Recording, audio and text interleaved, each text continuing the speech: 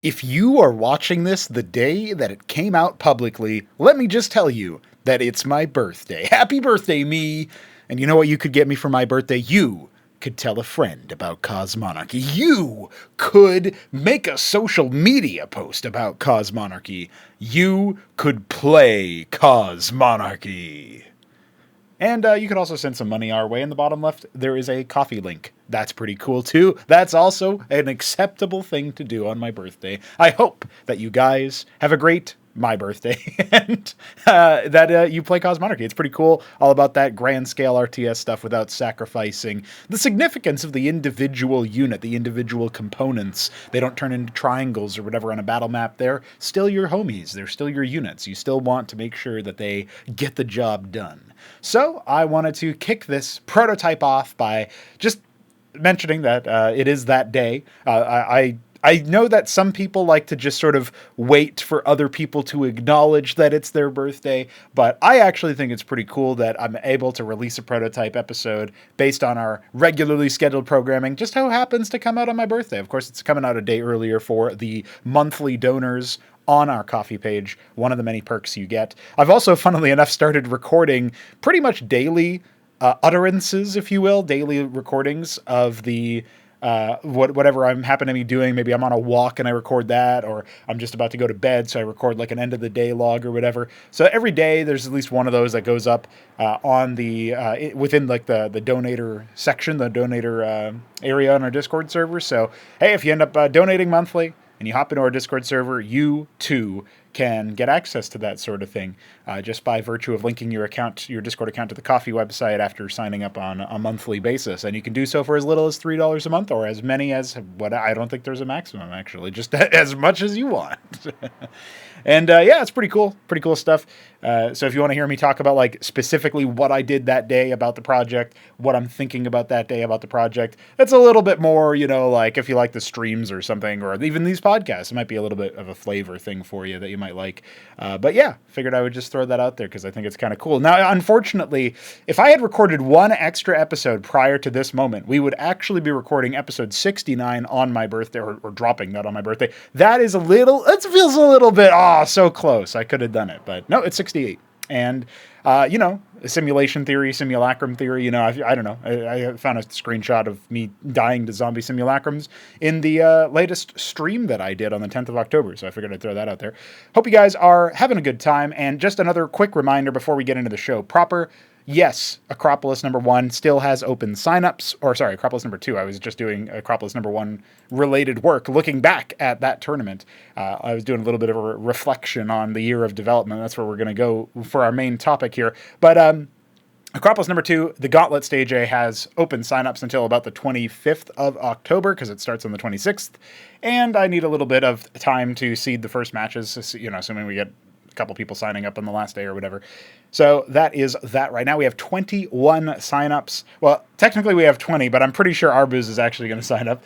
So yeah, we've got 21 people who are going to be participating in that first gauntlet.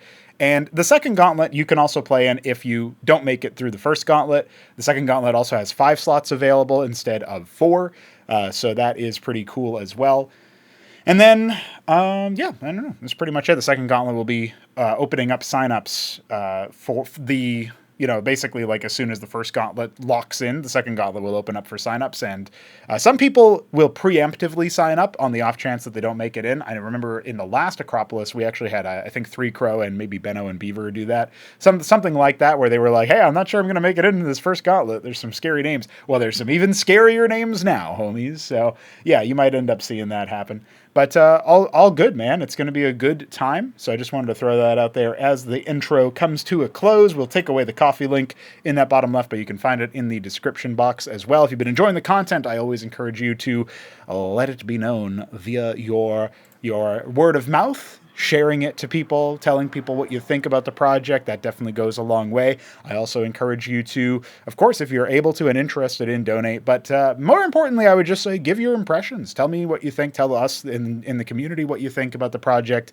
because like, obviously everybody's going to look at the money part of it, but we don't make a crazy amount of money. This still burns more money than it makes in terms of it being a hobbyist project in the context of, we're spending hours and hours of our personal time on it. It's not something that we're doing for profit. If anything, the donations just, at best, they would break even, and they definitely don't do that yet. So I'm not saying that as a way to, make anybody feel bad about not donating. I'm just saying that because I think it's great that we're able to. I'm very grateful for the opportunity to. And without the donations that we do get, it would be slower going. And I would love to make it even faster. I'd love to make it even better. I think we're going to continue to do that exact thing. And in large part due to the fact that we do have some people doing donations, but also in large part due to the fact that people are spending their time, which is in large parts a more valuable resource, to invest in the project by playing it, giving their feedback, making content for it. We got Btyb making maps still. We're going to go over his map and when we get to the community roundup section. Of course, we got people shilling for the project. That's always epic. Bariso's been a chief shill, top shill these days. Obviously, Luciferia is still a classic one. Hit 'em up still going. Neblime and Benno helping out. We got Top Ramen streaming recently. Hupsea streaming recently. So I always appreciate that. Like, any time you're going to spread the word of mouth, that's going to be a huge service to us. Because realistically speaking, we're not going to invest in marketing or advertising for a hobby project. And I don't think that it would be particularly effective anyway. So yeah, the best we can do is shill and, word of mouth, individual basis. So appreciate you guys doing that. It's very nice. And Bariso also kind of going the extra mile, trying to come up with shorts and clips and stuff to share on Reddit and on YouTube Shorts and all sorts of crazy things like up next, Cosmonarchy TikToks. I made an X account, formerly Twitter. Veek was saying that recently. You can give us a follow there. I'll link that in the description. I think I had maybe this is the first podcast since I made that X account. I might have made that X account right after recording the last podcast or something. Anyway, just some developments there, I suppose. But we are going to get into that first major subject. I do appreciate you guys sticking around for Cosmonarchy and playing it and giving your impressions. And I've been reflecting on the last year of development as a result of it being my birthday. I've kind of been thinking about the fact that, I'm turning 30, guys. That is a big number, obviously. That everybody who's already past that is just like, yeah, whatever, shut up. And everybody who's not there yet is probably like, haha, you're old. And that's fine. Both reactions are totally fine. I still feel pretty young. It's not like some magic thing happens when I guess technically I'm speculating because I'm recording this a day before. But it's not like a magic thing happens where you start to feel old. I still feel pretty young. I go on, get physically active, feeling pretty fit, regarding, I don't feel like anything weighing me down or any sort of physical pains yet. So that's good. And so, yeah, it's just, when I'm looking at it and I'm thinking to myself, well, business as usual, boys. Continue on. It's nothing to fear, nothing to be ashamed of or afraid of or whatever. And that's because in my head I'm thinking I keep hearing all about when you turn 30, that's when you really know it. And then of course once you hit that and nothing happens, people are like, well, when you turn 40, that's when you really know it. Maybe 40 is true. We'll find out. But so far, so good. And what's really funny is that when I did the information gathering for a number of the tournaments, and I would ask the players for their information, including their age, if they wanted to submit it. So many of them, a lot of our players in Cosmonarchy are above 30, and that's pretty cool, man. I can look at that and I can think, all right, you know what? I'm a whippersnapper compared to some of these mofos. That's good. So anyway, musings about age aside, I have looked back at what we were doing about a year ago, and I was still rocking things like working on Sideshow and High Water. I was still obviously running. I think that might have been Ascension 4 was the most proximal tournament to the middle of October. Because you think about it, we started in July, and we had, I think, 1 to 2 tournaments a month. So I think it would have been Ascensions 4 and 5 were in the middle of October. And then Ascension 6 is when we started doing, the double elimination. Maybe Ascension 5 was also double elimination. But I think Ascension 6 was our first double elimination tournament. Ascension 7 was our first tournament with a qualifier. And then we renamed the whole stages from qualifier, playoffs, group stage to, obviously, the gauntlet, the battlements for group stage, and the throne room for playoffs, the gauntlet being qualifiers. So that was when we rebranded Ascension to Acropolis over the next course of, however many months that ended up taking. Because we decided to put a pause on the tournaments for the time. So we took January and February off. I think late February, early March, we started rumbling about some tournament stuff. That's when we did, March Invitational A and March Invitational B. And then after that, we clued into, obviously getting in the month of April is when we started up Acropolis #1, really started debuting that sort of thing. And it's been cool to look back on that. I was half of mine to actually post the articles about the invitationals and the other such small tournaments that we've done to Liquipedia, making articles about that. That's another big announcement that I guess I should probably have mentioned earlier. But we are on Liquipedia now. Acropolis 2 does have an article on it. Acropolis 1 has an article on it. And Tyrant's Tale has an article. So those are like the premier tournaments, basically, right? And I do think that we could plausibly go through and, I could also record results for things like the Fraud of July, for things like I'm trying to think of the other ones that we did. I think the Fraud of July was the most recent non-premier tournament that we did. But then before that, we did, obviously May Royal Invitational following Acropolis #1. And then before that, we had the 2 March Invitationals. And I think that might have been, technically we had Winter Invitational 2023. So that's like all of the tournaments that we did, that were not called Ascension, obviously. And I don't think I'll be logging the Ascension results, but I suppose maybe you could make the argument that maybe you should, just for the sake of posterity. It just feels like that first year was such a wild time. And people, it eventually got to the point where there was some really, really sick competition, but up until maybe, I guess, Ascension 4 or Ascension, I think probably Ascension 4, even then that's very, very difficult to say that it was stiff competition, but like Ascension 4, we at least had 3 players that could have potentially won. It was Mystery Meat, the Shambler, and Neblime showed up around then. I think, if I'm remembering correctly anyway, I'm pretty sure that's one of the ways that things happened there. I could have been as early as Ascension 3. I can't remember if Neblime played that early. But anyway, yeah, seeing that sort of thing, going through that whole process, that was back when we had single elim playoffs, and like 3 Crow against Mystery Meat in the semifinals was like a regular matchup that happened.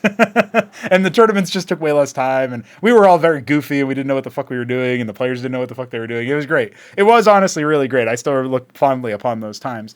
But, that was like middle of 2023, late 2023 area. And then eventually it got up to the point where I remember fondly Ascension #7, thinking about how, even in Ascension 6, Hamster making it to the grand final through the upper bracket, not dropping a series, and then Mystery Meat 4-0ing him because he rolled Protoss every game, but Hamster every game looking better and more accustomed to how to deal with Protoss as Zerg. That was very impressive to me. But then for Hamster to, I think he was still Zerg in Ascension 7, if I'm not mistaken, because he switched over to Protoss for Acropolis, but he hadn't done that for Ascension 7, if my memory is serving me correctly here.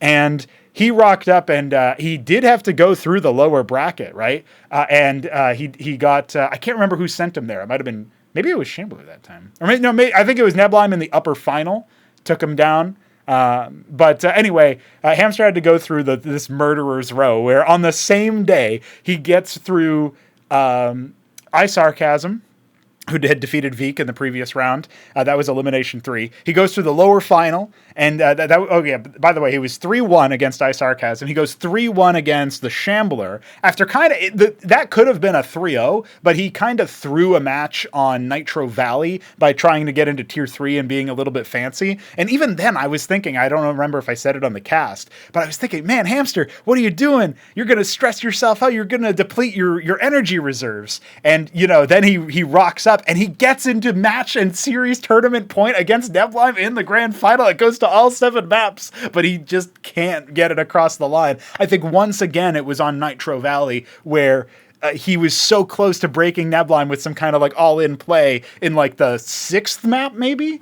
And when that didn't go through, man, it was just it was a crumble. High Water was the last map, and that's when Neblime used the Morning Star on the Iral Iris as the showboat way to end the game, and it was just, oh man, that's how I remember it anyway. Maybe I'm sure there's some details that now, so far removed in distance, it might be maybe the game was already over by that point, but. Yeah, it's just a wild time, and I still think about that. I still think about how, dude, if Hamster had like maybe not kind of gotten fancy versus Shambler and extended the series? What if we had, like that one game that he ends up, if he actually won that game against Nebelheim on Nitro Valley, that he takes the whole series at that point. He was already on 3 wins. If it was a best of 5 instead of a best of 7, this is the first time it was a best of 7, I'm pretty sure. Oh, no, it's the second time, admittedly, because Mystery Meat 4-0'd him in the previous tournament. But like, if it was a best of 5, then suddenly he wins because he gets to 3 before Nebelheim does. So he got up to 3 wins, and Nebelheim had to, I think it was like 3-1. And Nebelheim had to get battle back all the way. And Nebelheim had just like woken up to, like, he was fresh. He was ready to go. He had all the energy in the world. And Hamster just couldn't keep it going. He was already fatigued in the middle of the Shambler series, he said. So the fact that he managed to almost beat Nebelheim there too was just legendary shit. So yeah, I still remember that fondly. And I think Ascension 7, that should probably be a tournament that we categorize on Wikipedia just for that last couple of those last little bits, right? Like what a cool fucking set that was, man. What a cool tournament. Really, really, really cool results. And that was also when Mystery Meat had to drop out at the last second too. So you think about that, like that was a wild situation where he could not accept his invitation from Ascension 6, having won the tournament. It's the first tournament that he did not participate in, and he wasn't able to make it happen. And so that was also crazy because then this power vacuum comes in and Nebelheim is the heir apparent and Shambler's like, no, I can do it. And Hamster just rolls through them and almost wins the whole thing. Just crazy stuff. Anyway, hope you enjoyed the little history lesson about Cosmonarchy stuff. But I did want to just, sort of go back and quickly, like, just start thinking about that. Like, how far have we come since then? Even if you just move the goalpost from my last birthday to Ascension 7, and you think about how far we've come in the Acropolis set with Tyrant's Tale, with all these other things, getting up to Acropolis number 2 now.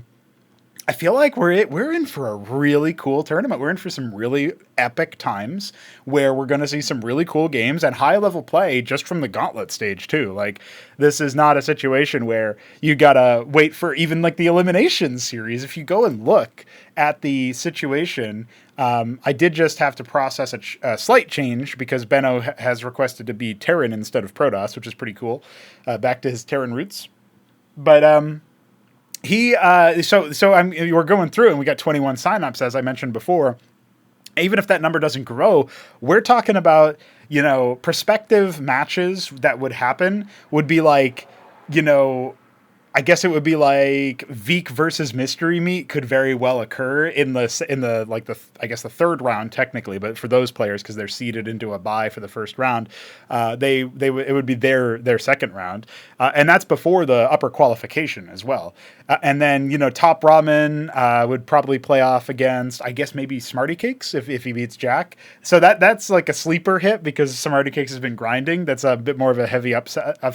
Well, it would be a massive upset, I guess. Thinking about it, we've got Arbuz taking on Shopkeeper Dog as like a prospective matchup later as well, like PVT stuff. Dog obviously been a grinder, been trying to practice, been trying to learn the matchups, and then now you're thinking about the upper qualification, and it's like the winner of Veek Meat versus Hit 'em Up. Assuming he gets through his side. Like, that's wild. The winner of, the Top Ramen. So I guess presumably it would be like Top Ramen against maybe Arbuz, maybe Shopkeeper Dog. Like, that's wild too.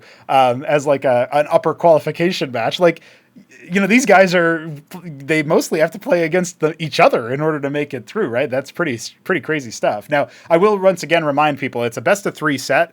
It's series of best of 3s. Except for the qualification matches, which are best of 5s. But even your elimination matches are best of 3. So it's worth pointing out there for sure. But yeah, it's really cool to see some of the cool stuff, some of the epic stuff. And as another cool thing, every win you earn in the gauntlet stage gives you, $10 in the upper bracket and $5 in the lower bracket. And I think that's really epic. That's another thing that I've been able to, essentially, I've been turning all bounties and like donations and stuff lately. That my share of that plus the ones that I'm actually doing as far as the bounties are concerned, and my 50% of like raw donations, I've been basically converting that straight into prize pool. So that's what I'm doing. It's coming out of my pocket as opposed to being donated by somebody else. That's just to cover the gauntlet stage and the battlement stage payouts, with the $1,100 that have been, well, I guess technically $100 of that from Nebelheim is going towards the battlements and the gauntlet stages as well. But the $1,000 that was joint donated by Neblime and Btyb are going to be reserved exclusively for the throne room set, where $500 for first place, $250 for second, $125 for third, $75 for fourth, and $25 for fifth to sixth. So each player in that spot will get $25. Although we might end up deciding to do tiebreakers in the playoff series in the throne room stage this time around. The reason being because if we get into a situation where, for example, like Hapsea decided to decline his invitation to the battlements, and he was the fourth place player from Acropolis #1. And so that is a situation where I look at that and I think, okay, well, that's cool because now we've got another person who can qualify, but it might be cleaner in the future if we basically go for like if we just straight up say, okay, well, fourth place can't decline, so fifth place. We just keep going down the list. And I guess what we could do is we could make it so that fifth to sixth place, like for example, Newt and Art of Turtle were fifth to sixth in the last tournament in Acropolis #1. And we could say, well, Newt's not part of the community anymore, so this wouldn't really apply. But if he was still part of the community or he rejoined or whatever, then we could say, okay, guys, play a best of 5 between each other. And then that's how we decide, like, you got a week to practice or whatever, right? We wouldn't just spring it on them. But, play a best of 5 against each other on the latest, stable version of the game or whatever. And, we'll push to release just for this particular sake. We'll cast it as a qualification match. That will determine who is extended that invitation. We could do that as well, thinking about it. It's just because it was a little bit of a weird case because Art of Turtle's been more busy with his real life job plus K-League and other such things that's related to Starcraft 1. Newt's no longer part of the community. General Anakin and Taco Cake have been inactive, and those are the only other players in the throne room stage. I'm not going to invite people from the battlement stage in the same way directly there, right? I guess I could cheat and say, well, Top Ramen technically was... yeah, that's pretty ridiculous. So, in that situation, I feel like it's better to look at it from the perspective of, okay, well, we've got... we have a situation on our hands where we can look specifically at the way that this tournament has gone through. We can say, okay, either we're going to play a qualification series between fifth to sixth place, or we're going to say just play the tiebreaker out ahead of time, right?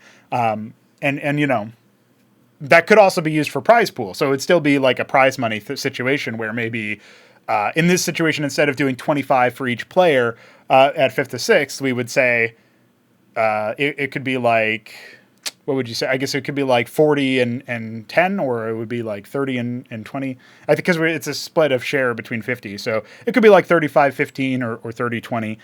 So, the prize pool difference in this case would only be like $10 or $15 or whatever, but it wouldn't be that significant. And maybe some people would just elect to forfeit, which would also not really make sense if we're trying to use it to determine results. I think about tournament results a lot or tournament formats a lot. Try to imagine situations where we've got like the most robust possible format where we don't have any incentives to do anything bad. Like, for example, because the Acropolis Gauntlet stage has prize money for each win now, it's made me say, okay, well, lower bracket games, because if you go to the lower bracket, you play one more match than if you go to the upper bracket. So to avoid throwing the first game so you have more opportunity for money, I've made it so that the lower bracket games reward half as much.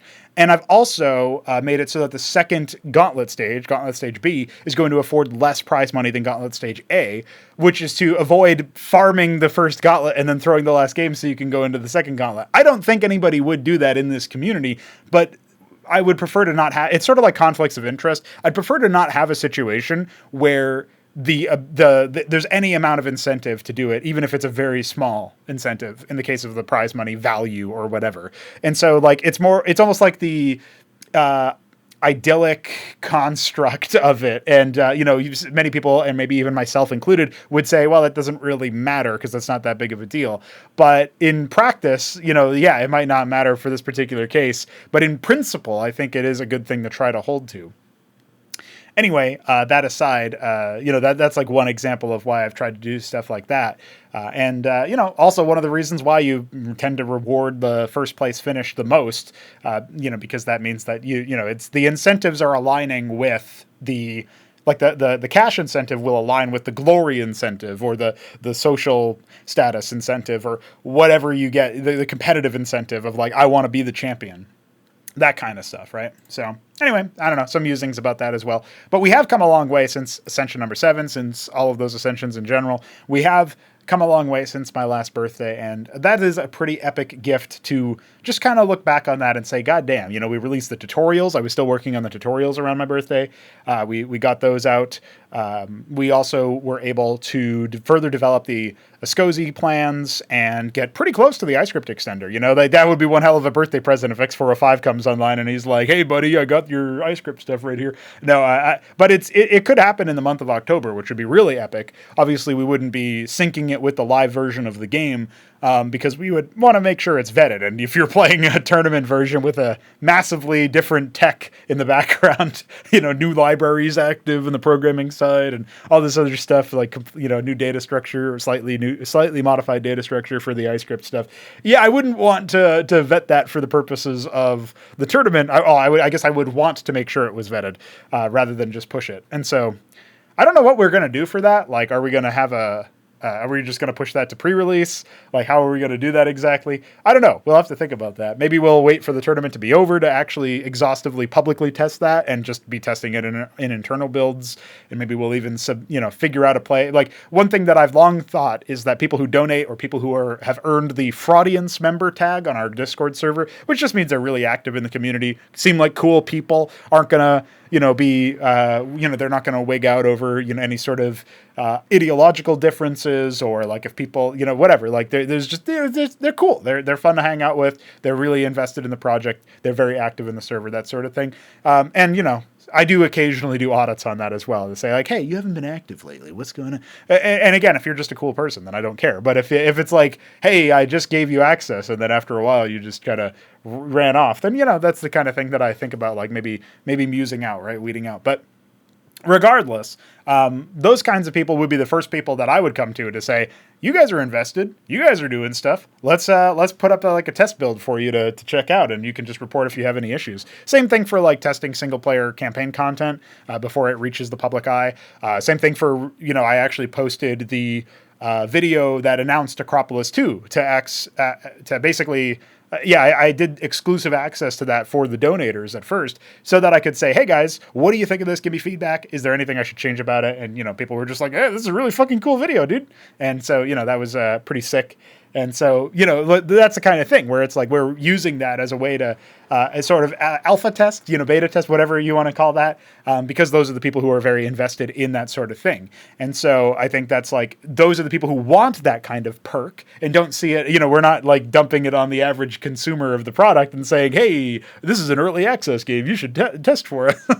But, those are the kinds of people who actually want to do that. Well, we're going to say thank you very much. I appreciate it.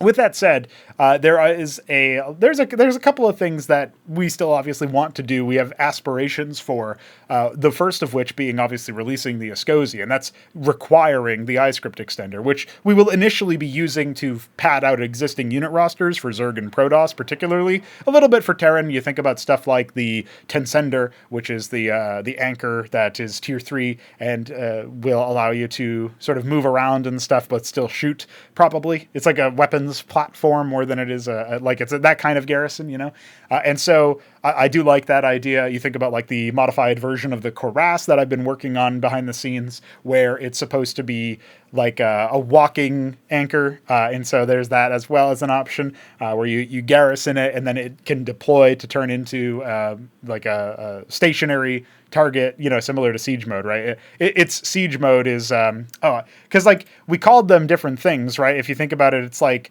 siege servos is what the Phalanx has, but then like the Matador has cinder servos, right? And so the Cuirass has trench servos, and that's pretty cool, right?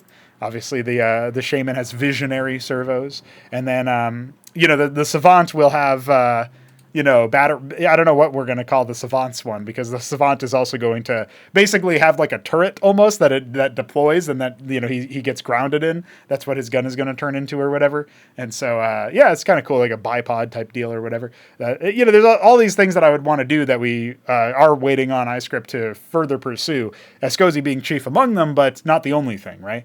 And so there's like the Protoss sniper, the actual Protoss sniper, holy shit, that Hit 'em Up keeps talking about, that Veek was proposing a while back, that I then signal boosted and said, yeah, we're considering this. Definitely an option, something that we can point out as an option there. We've also got, just a lot of stuff that we want to do with that. And so, like another idea that we've had, that we've been floating, that I talked a little bit about recently on the castovers and in the server, is that we want to move to Antikythera and basically... you can kind of think about it as like renaming or making the Terran Zergan Protoss IP safe.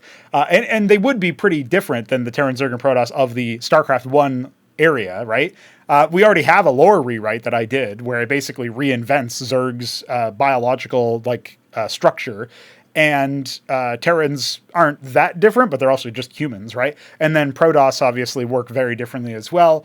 Maybe not biologically speaking. I don't really go into those kinds of details in the Cressilian write-up, but it's definitely there, right? And so I feel like overall it's pretty sick, it's pretty awesome, and it's definitely something where that's a cool option to basically rename them, come up with ways to make them not copyright infringement, sort of like Protoss at Home or whatever is like the kind of vibes that a lot of other games give me, like Celestials or Protoss at Home and Stormgate. And then you think of like Five Nations, even a game that I'll give a shout out to because they've given us a lot of graphics that we can then use.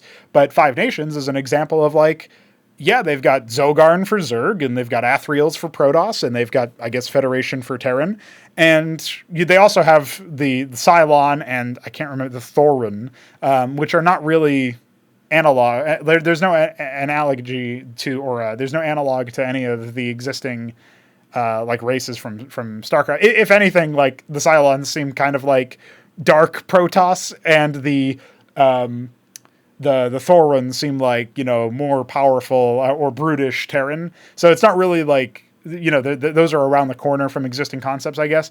I just feel like there's so many RTS games that from a thematic standpoint kind of just copy the existing stuff, right? And they just copy StarCraft because it's like the biggest sci-fi RTS game that's ever been out there in terms of IP. And they don't do a very good job of actually delivering on a better product than StarCraft, right?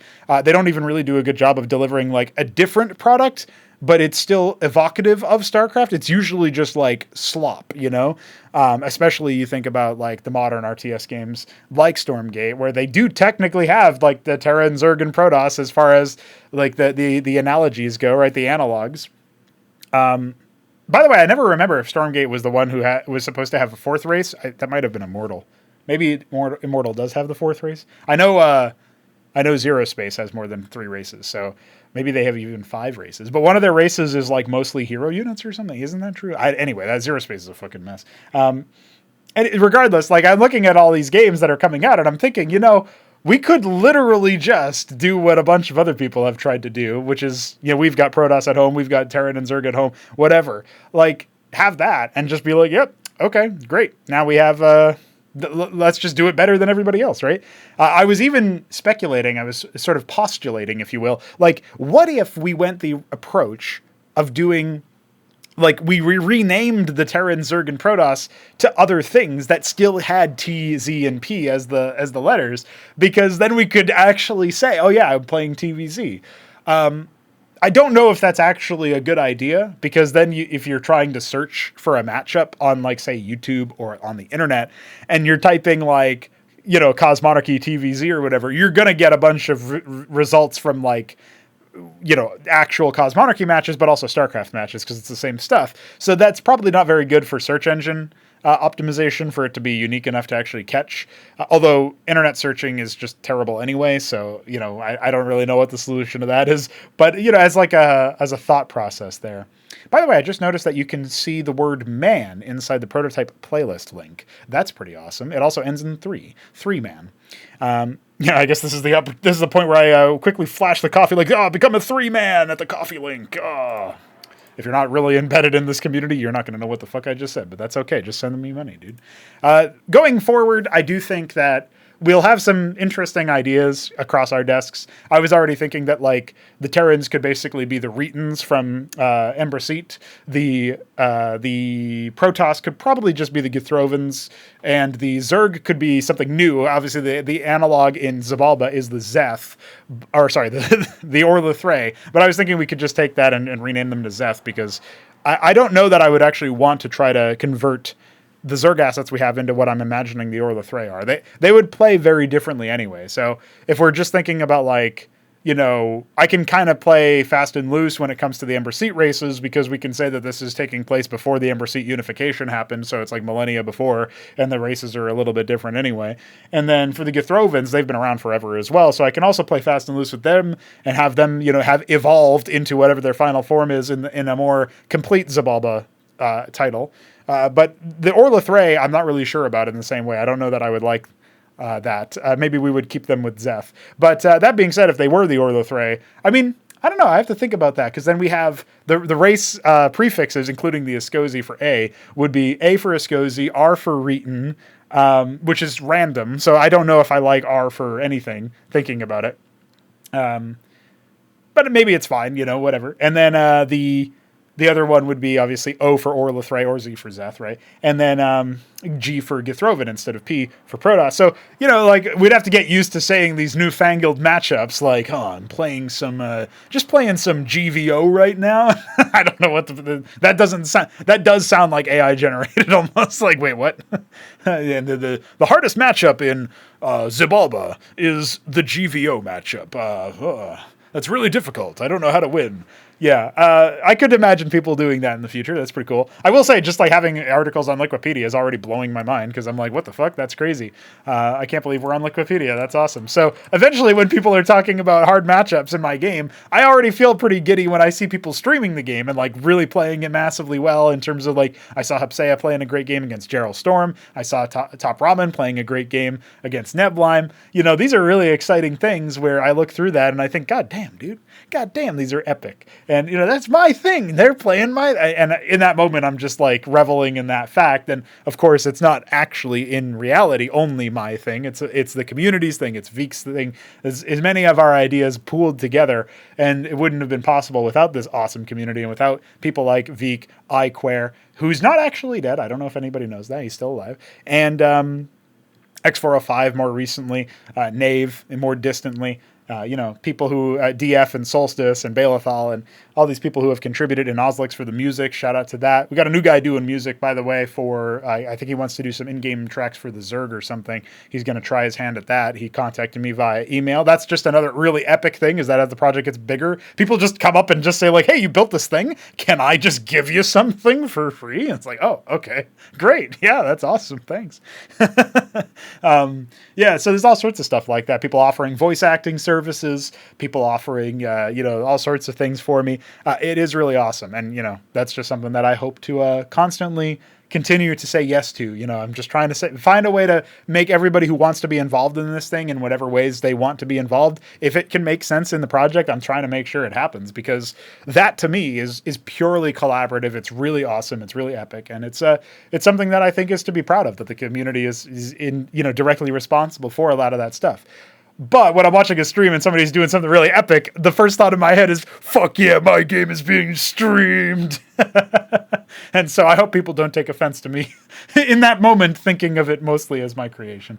But, you know, it does make me very grateful for everybody involved. Even in that moment, it's the streamer also being involved in spreading the word and streaming to 20, 30, 40, 50, 100,000 people, you know, whatever. Yeah, I threw that number in there at the end, hoping nobody would notice. All right, I think we've mused a lot on a bunch of different things. I'll have a fun time trying to timestamp that whole section. But let's talk about some balance considerations that we want to get through before the tournament. There's a couple of units that I would like to revise in ways that don't make them any less significant for the races that they are involved with. Sort of like the Atreus revision, where the Atreus was feeling like a little bit too generalist as part of where it came from. And you would build the Atreus in PvC specifically for the purposes of like dealing with splash damage, like providing splash damage and just shutting down air. And it's like, well, your other units from the Grand Library also give you so much access to all the other tools you need to shut down the rest of the Zerg. And so the structure feels overdetermined. That's kind of like the same sort of thing that I want to attack. I am going to be targeting the Cataphract for Terrans and the Avigralisk for Zerg. And I'd like to get this revision done before the tournament actually begins, which, means I am on a little bit of a time crunch for that, but I know exactly what I want to do for the Cataphract, and I'm sure I'll come up with something cool for the Avigralisk. But the Cataphract currently shoots 4 targets. It has something called multi-target, and it shoots up to 4 targets at once. I was thinking that, generally speaking, while I'm not against multi-target as a concept, I do think it's probably cooler if you are firing projectiles similar to the Siren or the Valkyrie on some sort of pattern. You think of the Paladin as well, some sort of pattern. I was thinking maybe the Cataphract doesn't actually need to fire it with a stagger or some kind of offset in terms of delay, the way that the Madrigal does, for example, or the Paladin or the Valkyrie do. It doesn't need to fire them all in a spread sort of shotgun pattern like the Siren. It can have a very focused cone where it's firing 4 projectiles in a very tight spread, or maybe it's like 2 projectiles on the left, like if it's shooting up north. It could fire 2 projectiles and then have a big gap, and then 2 projectiles on the right. So like left and right, but like off center. The only thing there is that if you do that, then maybe units that are directly in front of it will not actually take damage because the projectiles are flying on an offset. So you'd probably want to attenuate that a little bit. But something like that I think would be really cool because it would allow you to be hitting the same unit with multiple procs of the attack. And also, if it's far enough away and there's a little bit of spread involved, then yeah, you're going to hit a bunch of different targets at the same time. But the point is that it'll become more positional. You'll be able to grab like chunks of cataphracts or whatever and specifically right-click a particular unit to try to put more DPS on that. Or you can just leave them on a move and they'll kind of spread the damage around. It really depends on what you're trying to do. The Cataphract is quintessential backline for the Terran army. I don't want that to change. I don't want to mess with its range. I don't want to mess with its general ability to deal damage to groups of units, but I do think it's a little bit too one-dimensional with how you engage with it, both as an enemy and as the player who's using it. I do think that you do get some benefit from kind of surrounding it because then you have units that aren't getting targeted by it. But the problem is that when you have a ball of them, they can kind of insulate themselves anyway. And so making it so that the Terran player is rewarded further for focusing down higher HP targets with groups of cataphracts, and also making it so that you can, have some kind of positional gameplay a little bit further with this sort of thing using the projectile patterns. I think that's kind of a slam dunk proposition to change the cataphract into something more interactive. And it also, in my opinion, is something that could be moved to, for example, the Nidus Trinity Phalanx replacement, the factional Phalanx there, which is the Tarrasque. The Tarrasque has multi-target 5 on its secondary weapon, and I just feel like maybe it would be cooler if it just fired a spray of stuff in a general direction.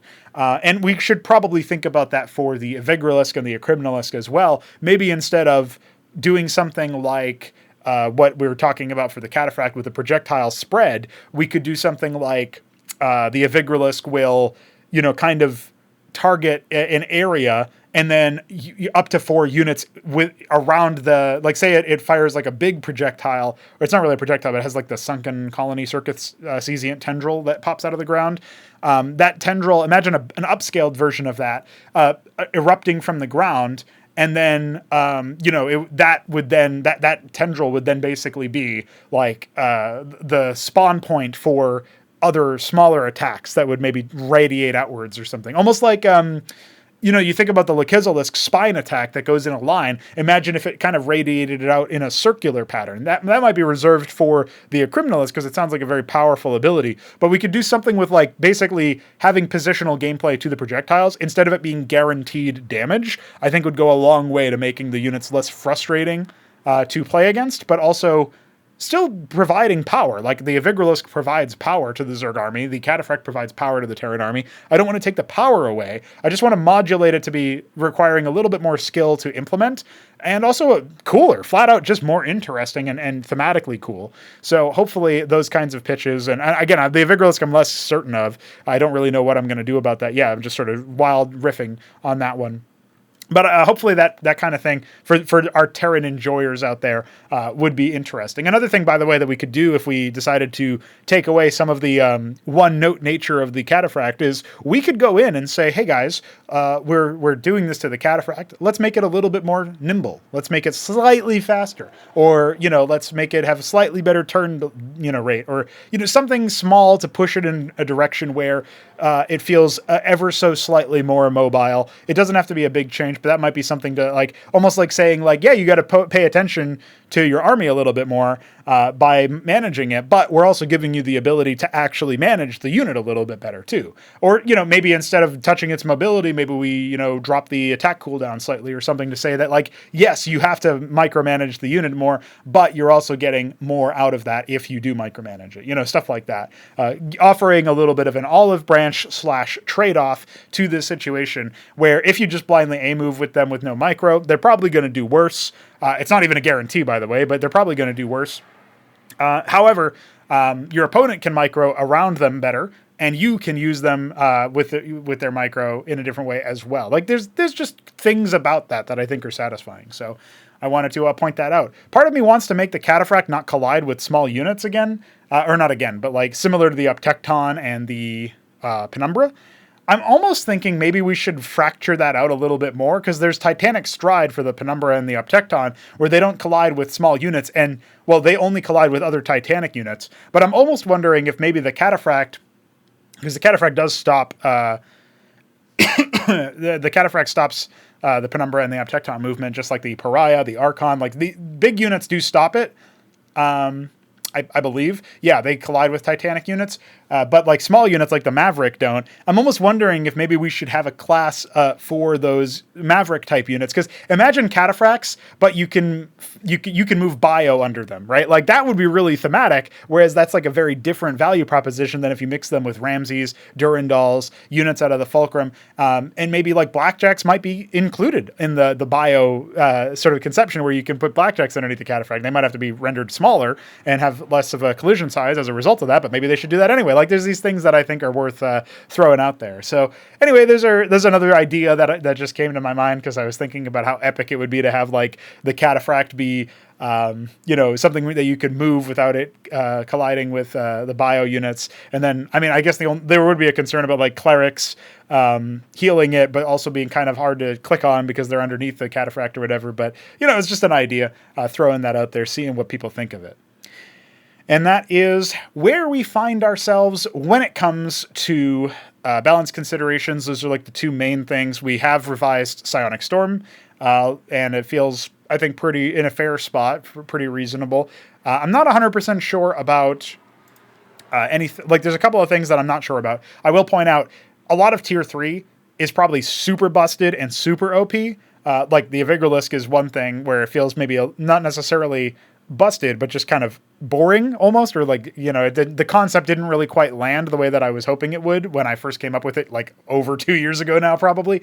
But the what do you call it? The Protoss tier end game stuff seems mostly okay. There are some concerns about Didac stasis, about Anthelion, Exodia that Arbuz mentions. Maybe Star Sovereign Glassing ranges out too far or takes deals the damage too fast. There's a couple of things about stuff like that, but the tech is rare enough that we're not really sure about it. I did want to revise the Mind Tyrant to be an actually useful unit, so that might be another unit. You can lump that in with the Cataphract and the Avigorlisk, so that I'm talking about revising at least one unit out of each of the races, so that we can say, yeah, we've really tried to attenuate some units that just don't feel very good, or in the case of the Cataphract, I think they feel okay. It's just a little bit uninspired, and probably the same for the Avigorlisk. The Mind Tyrant just feels a little bit weak, generally speaking. There might be a concern about Clarions. I haven't seen Clarions being used lately, so I saw one game where Smarty used them, but he was already so far ahead that I'm not really sure it counts as like, oh wow, the Clarion might be really powerful. Like, yeah, but he also had like every base, so I'm not sure it counts. But there's these things that I'm thinking about as far as that's concerned. We did tweak the embassy gas cost recently. We gave the Crucible the detector flag again. That was just as a consideration for like, okay, well, we have static detection for Zerg in the tech nodes, which I wonder if it's almost a cheat to say that. We have static detection for Terran in the case of the Lodestone, and of course their tech centers. And then for Protoss, we don't have any static detection, actually. We only have the Witness and the Clarion. I thought about maybe the Analog getting it again. The Analog was a detector once upon a time. But, originally I was thinking the Xenolith could be the detector, since it's like a utilitarian power field that also was supposed to provide the recall effect. But unless I can actually implement that before the tournament, and knowing our iScript limit, I don't think I can. I feel like that's one case where, yeah, it's cutting it a little close if I try to do something like that. So it might not end up happening in the same way. And so, yeah, having the Crucible have that flag, I think is probably acceptable there. So that's one thing that I figured I'd throw out as an option, or as a concept there, to let you know that we have been changing some stuff around. Phalanx has got faster projectile speed. They do deal consistent damage to things like Hurricanes and Madcaps when they're moving. I did not... the consistent damage isn't enough to kill them in one hit or whatever, but if you have a lot of them, you'll be splashing a lot more. You're not going to completely miss the splash damage onto an incoming, Hurricane or whatever, which probably makes mech play a little bit more viable versus the bio style and Terran Mirror that's been, kind of raising up as like a really powerful movement or whatever. But also should hopefully help like TVP when you are going some sort of mech versus Protoss. Hit 'em Up thinks that the way that you beat the bio in TVT is just to go Madrigals. I don't know what Hit 'em Up thinks about Madrigals versus Terran versus Protoss. I feel like in TVP, you'd build them for anti-air, but I don't know that you would want to deploy them. I guess you could, but you don't have a lot of S-beam to be thrown away on that sort of thing until later on in the game, and so that's going to delay your tier 2 a lot. So anyway, it's an interesting set of ideas to throw around there. I'm definitely keeping a close eye on all of the high-level games that are being played lately, trying to make sure that I understand where people are at when it comes to the meta of the game and how people are feeling about the strength of everything. So I wanted to just throw that in there and talk about that for a little bit. And so I have done that, and I hope that you guys are excited to see what everybody is cooking going forward. And now a word about the map pool.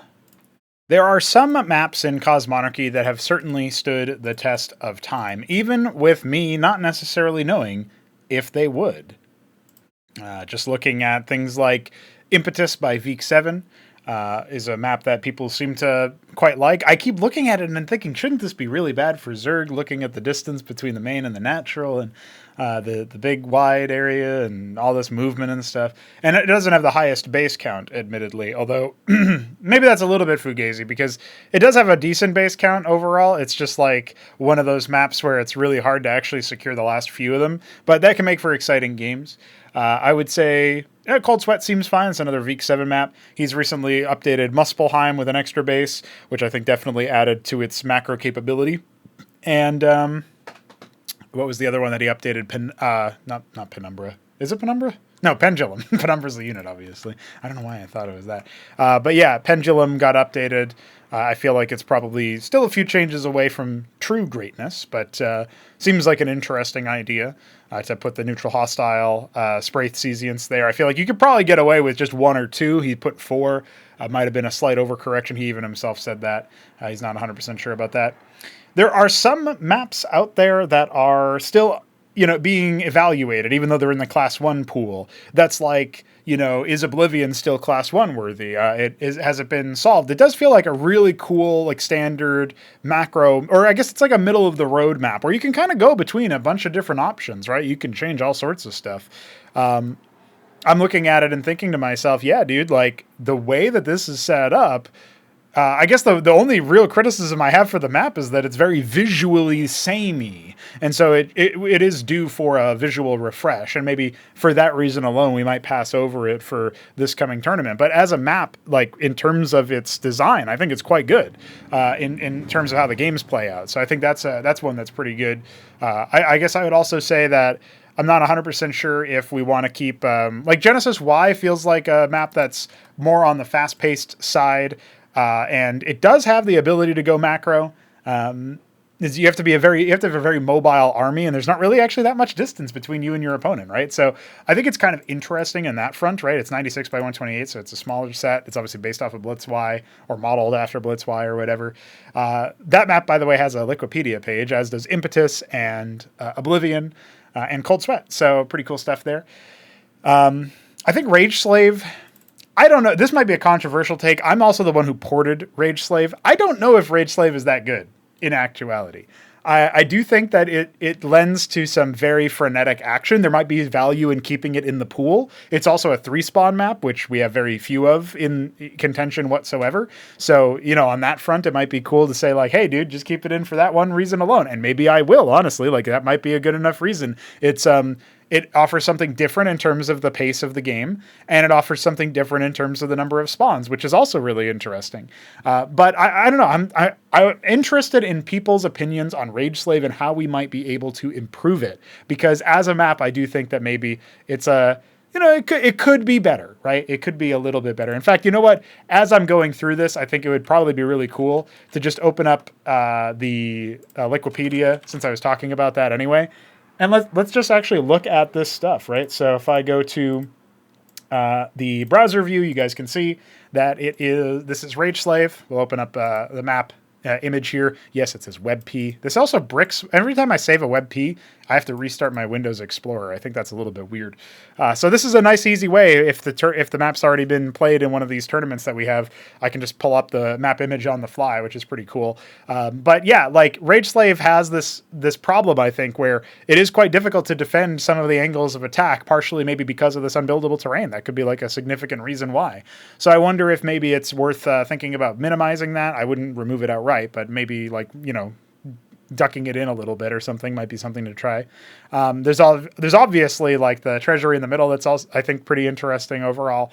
Tends to lend towards cool games. The naturals do have this weird aspect to them where they are quite harassable by different airplay. But I don't know if that's actually that big of a deal. Like it honestly seems like it could just be fine. And then obviously these more high ground locations. I find it really interesting because in theory, you can go like main, natural, mineral only, third from the teal position.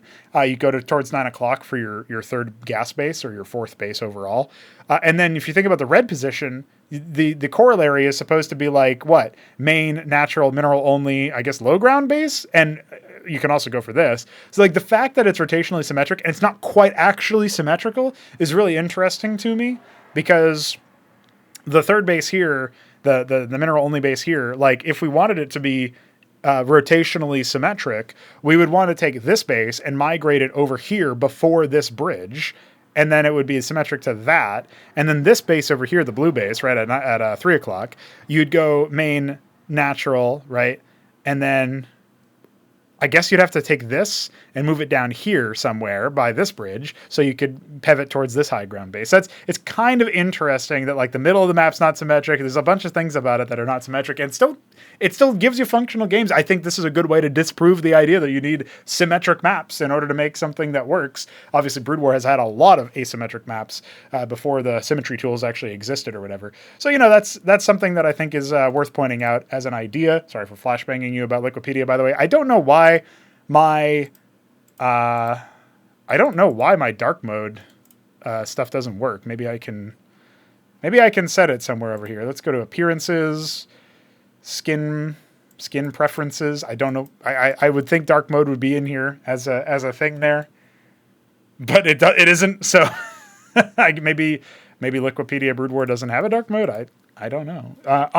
It does exist on other things. Like if you go to the commons, right, this is the file. But if we go to the file description page, dark theme is right here. So I think maybe Brood War's Liquipedia just doesn't have a dark mode. Anyway, Rage Slave is like one of those maps that I think is pretty neat when we think about it. It does have some neatness to it. I just also kind of feel like maybe it's a little bit whack. Maybe it's a little bit not reasonable. Not there's something that might be like a little bit too jank about it, but I mean, nobody else has complained. This is only a vibe I get from looking at it, and seeing games on it, it feels almost like people are uncomfortable. But then afterwards, they're like, yeah, it's a cool map. So whatever. Yeah, so I'm thinking about that. Rage Slave, you probably will end up seeing it in the in Acropolis too, if I had to guess. So far, we're thinking like I've at least one of Cold Sweat or Impetus. Could be both.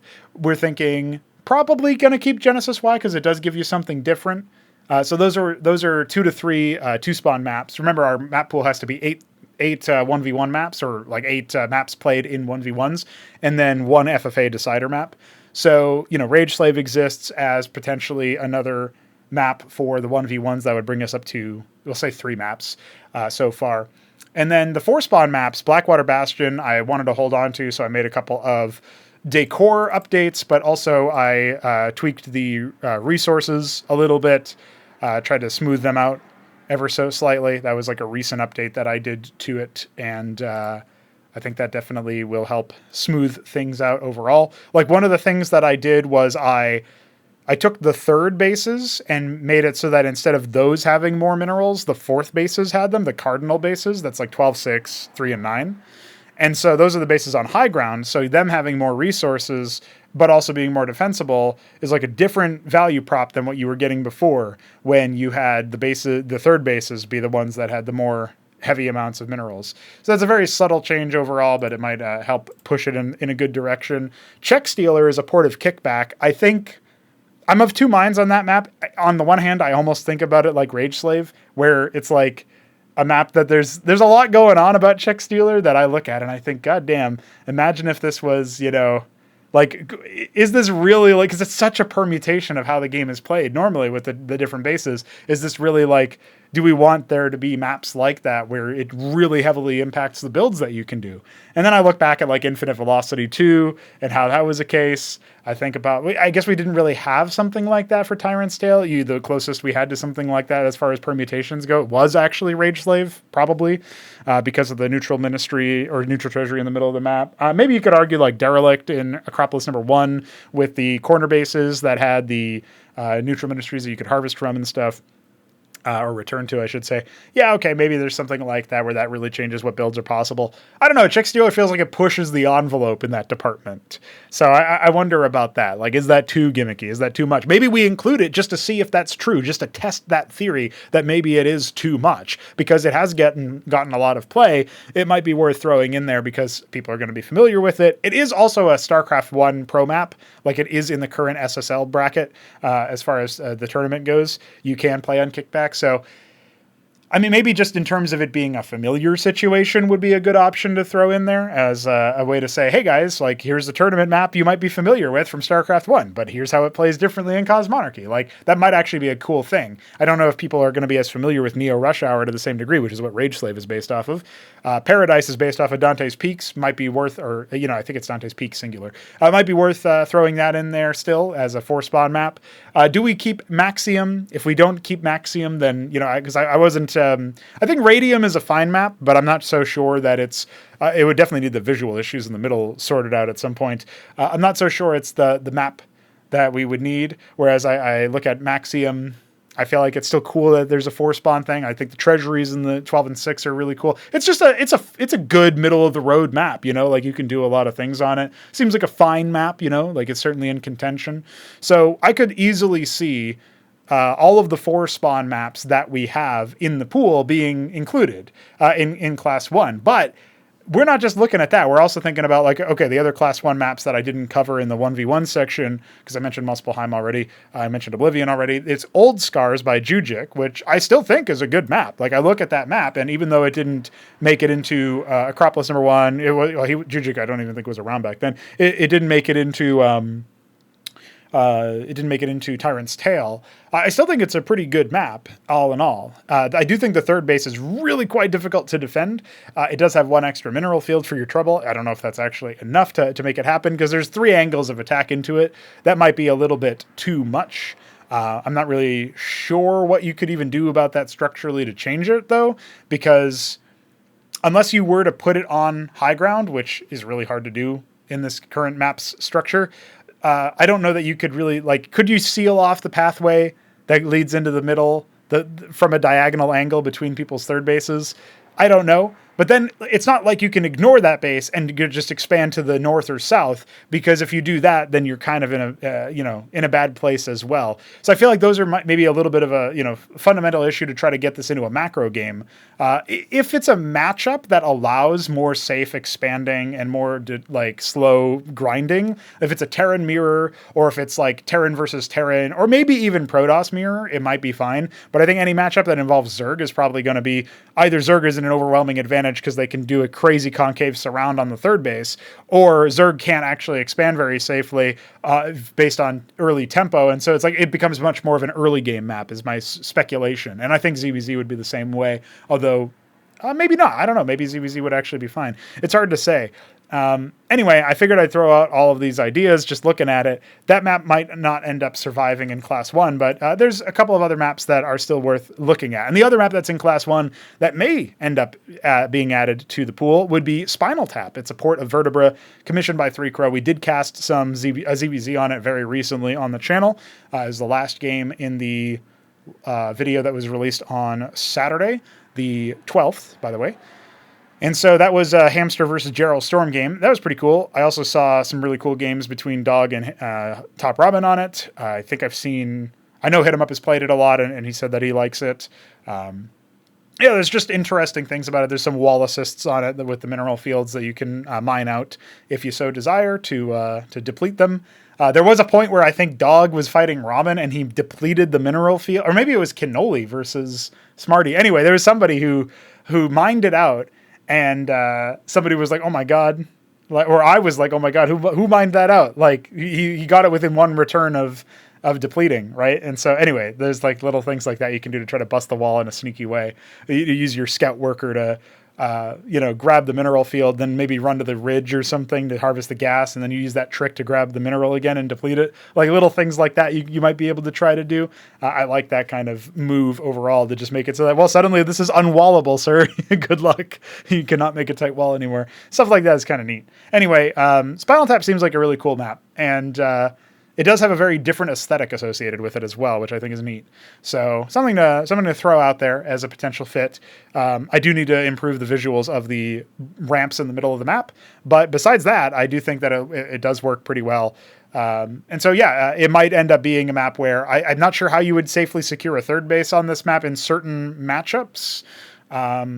But that might also just be something that we see over time. I think TVP, you can probably take 12 and 6 for both sides of the race. I think if anything if you are Zerg in any matchup, you can take 3 and 9 safely. They are kind of off the beaten path. Might need to make it so that the 3 and 9 have tighter chokes so that you can maybe defend them a little bit easier. That was one thing that just occurred to me looking at the map. I did open that up a little bit more, so it was a little bit less defensible after some initial games were played on it. But I think maybe reverting that particular change so that the 3 and 9 are very, very tight there and very defensible. That might not actually be a bad shout. So I'll think about that. I'll consider what I want to do about that. But the other bases are just cool. It's a cool map visually, and so that makes me want to include it from a spectator perspective, but we also want to make sure that there are good maps on it, good games on it. So that's another thing. So, like that I would say that's a logical option to consider. But in the Uprising folder, there's a couple of maps that are also worthy of contention. Apparently, a lot of players think that Abiogenesis is a good map. This is actually a map that I was commissioned by Pr0totype, and I did. It's an original map. It doesn't have a lot of decor. Definitely wants that at some point. But it has 2 bases in the middle of the map that have neutral aquifers associated with them, which I think is kind of interesting. And then there's the third base with... that's kind of in the middle of nowhere that can be pressured by the high ground. I'm not sure if that one is super sane either. There's some experimental ideas within this map. And so, it's definitely one of those things that makes you think, damn, how am I going to actually make this happen? And so I like the map. I like visually. When we get to the point where there's some decor on it, I'll really like it visually. But overall, I think visuals are doing okay on this map. But, I also am not 100% certain about map flow. And so I was never super like supremely confident in the map. Maybe I just need to see more games on it to have my mind change, because other people seem to like it. Demoloon has been played a lot lately. That is a map by JujiK. It's a port of Overwatch. He's been sort of metabolizing some feedback about the buildability between the natural and the third. And he also expanded the middle of the map slightly so that you can move small armies through there, but he might decide to expand it even further. We'll see about that one. Obviously, there's a bunch of strips of like little ramps and stuff that you can climb onto and whatnot, which makes a lot of sense for trying to make sure that you've got what you need to build stuff and to get an army across and use cliff advantage. I would say it's kind of a claustrophobic map in terms of how much army movement you have, how much room you have for army movement. Definitely how much room you have for base construction. That seems really, really difficult to do. But either way, it's kind of interesting to me to consider, like, okay, we've got options for, this kind of game. The kind of game that you'd make on that sort of situation would be very different, right? There's also Near Impact by JujiK. I almost said Demoloon again. Near Impact, another map by JujiK. Asteroid-based space platform map. Very cool. I haven't seen a crazy number of games on it just yet, but I will be casting a match between the Shambler and Arbuz on this matchup at some point on this particular map. So that's another option, and I've heard good things about it. It definitely looks visually appealing to have asteroids, and we don't really have that kind of map in the pool, like ever since Infinite Velocity, rest in peace, was removed from the map pool. That's another thing. So there's like a couple of options there that I might end up doing. Again, I mentioned Pendulum. I did Neiman's Land.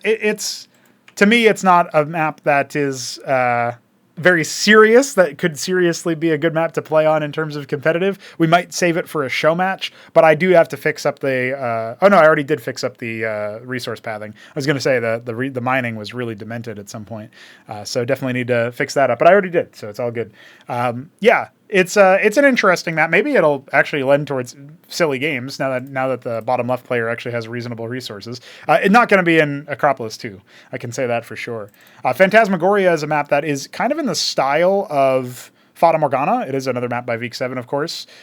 This is a map that kind of went by the wayside. Not many people are playing on it, or even maybe know it's still in the Class 2 pool. There's Ptotype, which is a Greek island name, I'm pretty sure.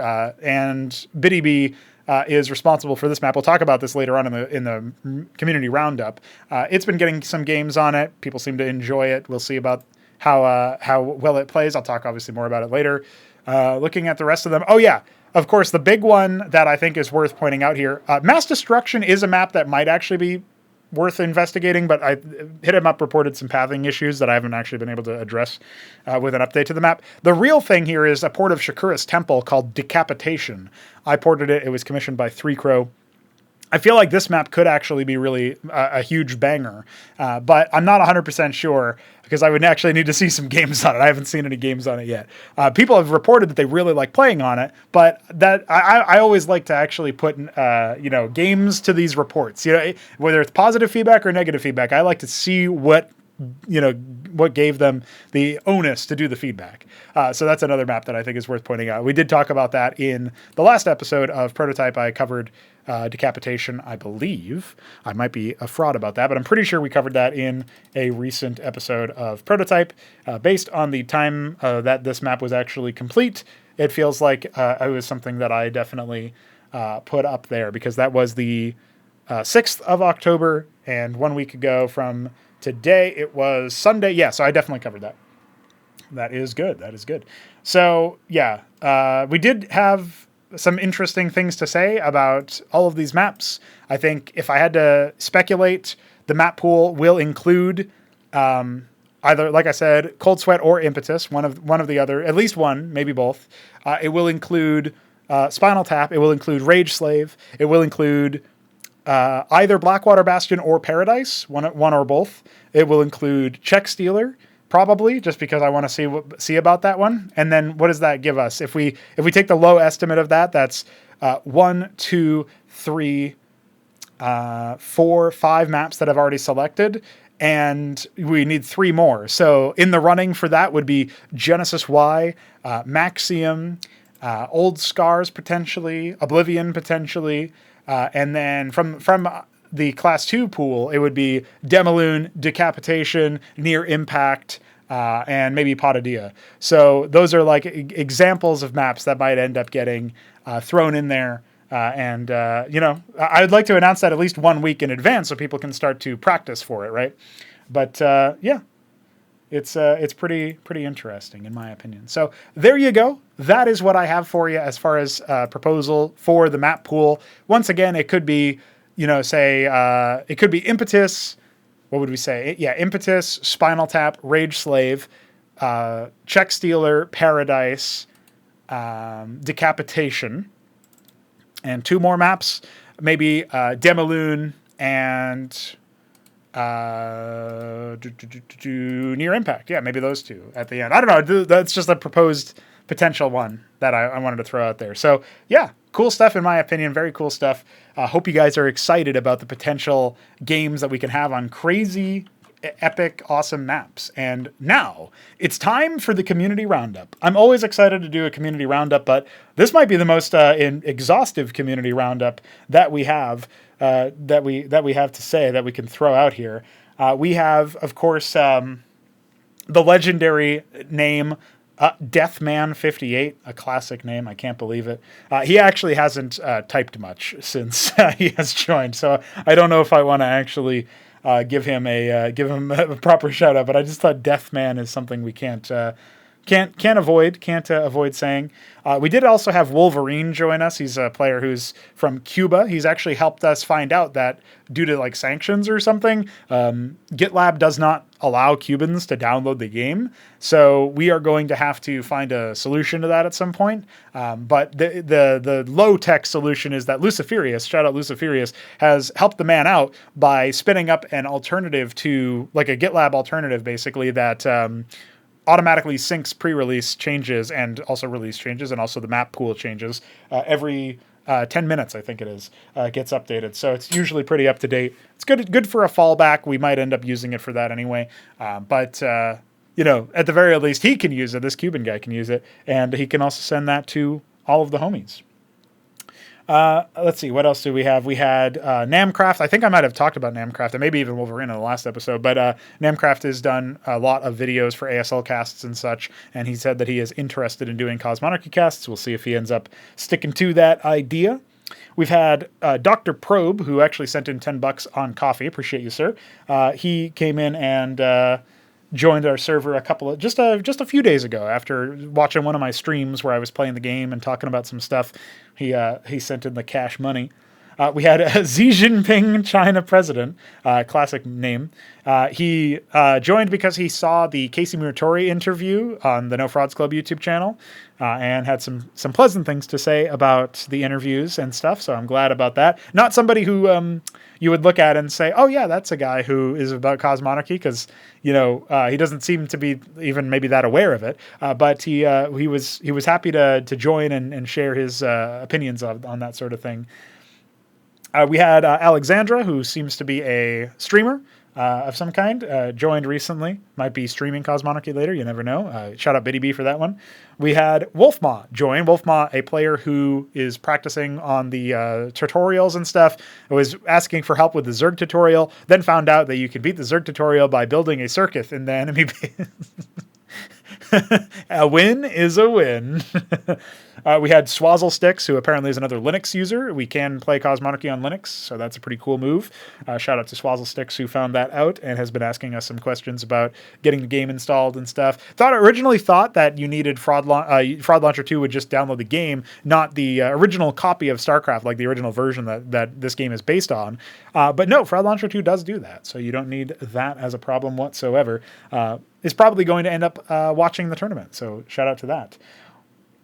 Otherwise, we had Shiwab. I don't know. I guess it's Shiwab. I don't know how you pronounce that name. They joined pretty recently. They've got a dog as their profile picture, and they're also in the CPL Discord. So they got the game running. They might be playing. They might sign up for the tournament. You never know.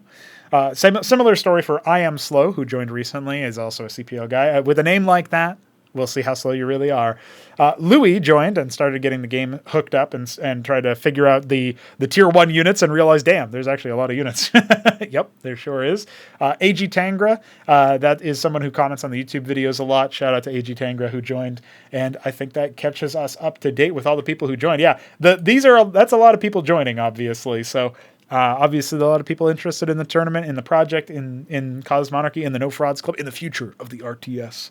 And so I hope that you guys are excited for many more to come, because there's going to be many more people coming on down and saying hi. All right, so I think it's probably a good idea to also talk about the maps as part of our community roundup. We always do the maps, so let's go. Only a couple to show you guys here, but this is Pr0totype by Btyb. This is a Badlands map with grass on the the mud into grass and stuff for the naturals. Very cool stuff there. You can see that the asphalt bridge also has buildable grass in the middle here. That is worth pointing out. So I think that's pretty neat.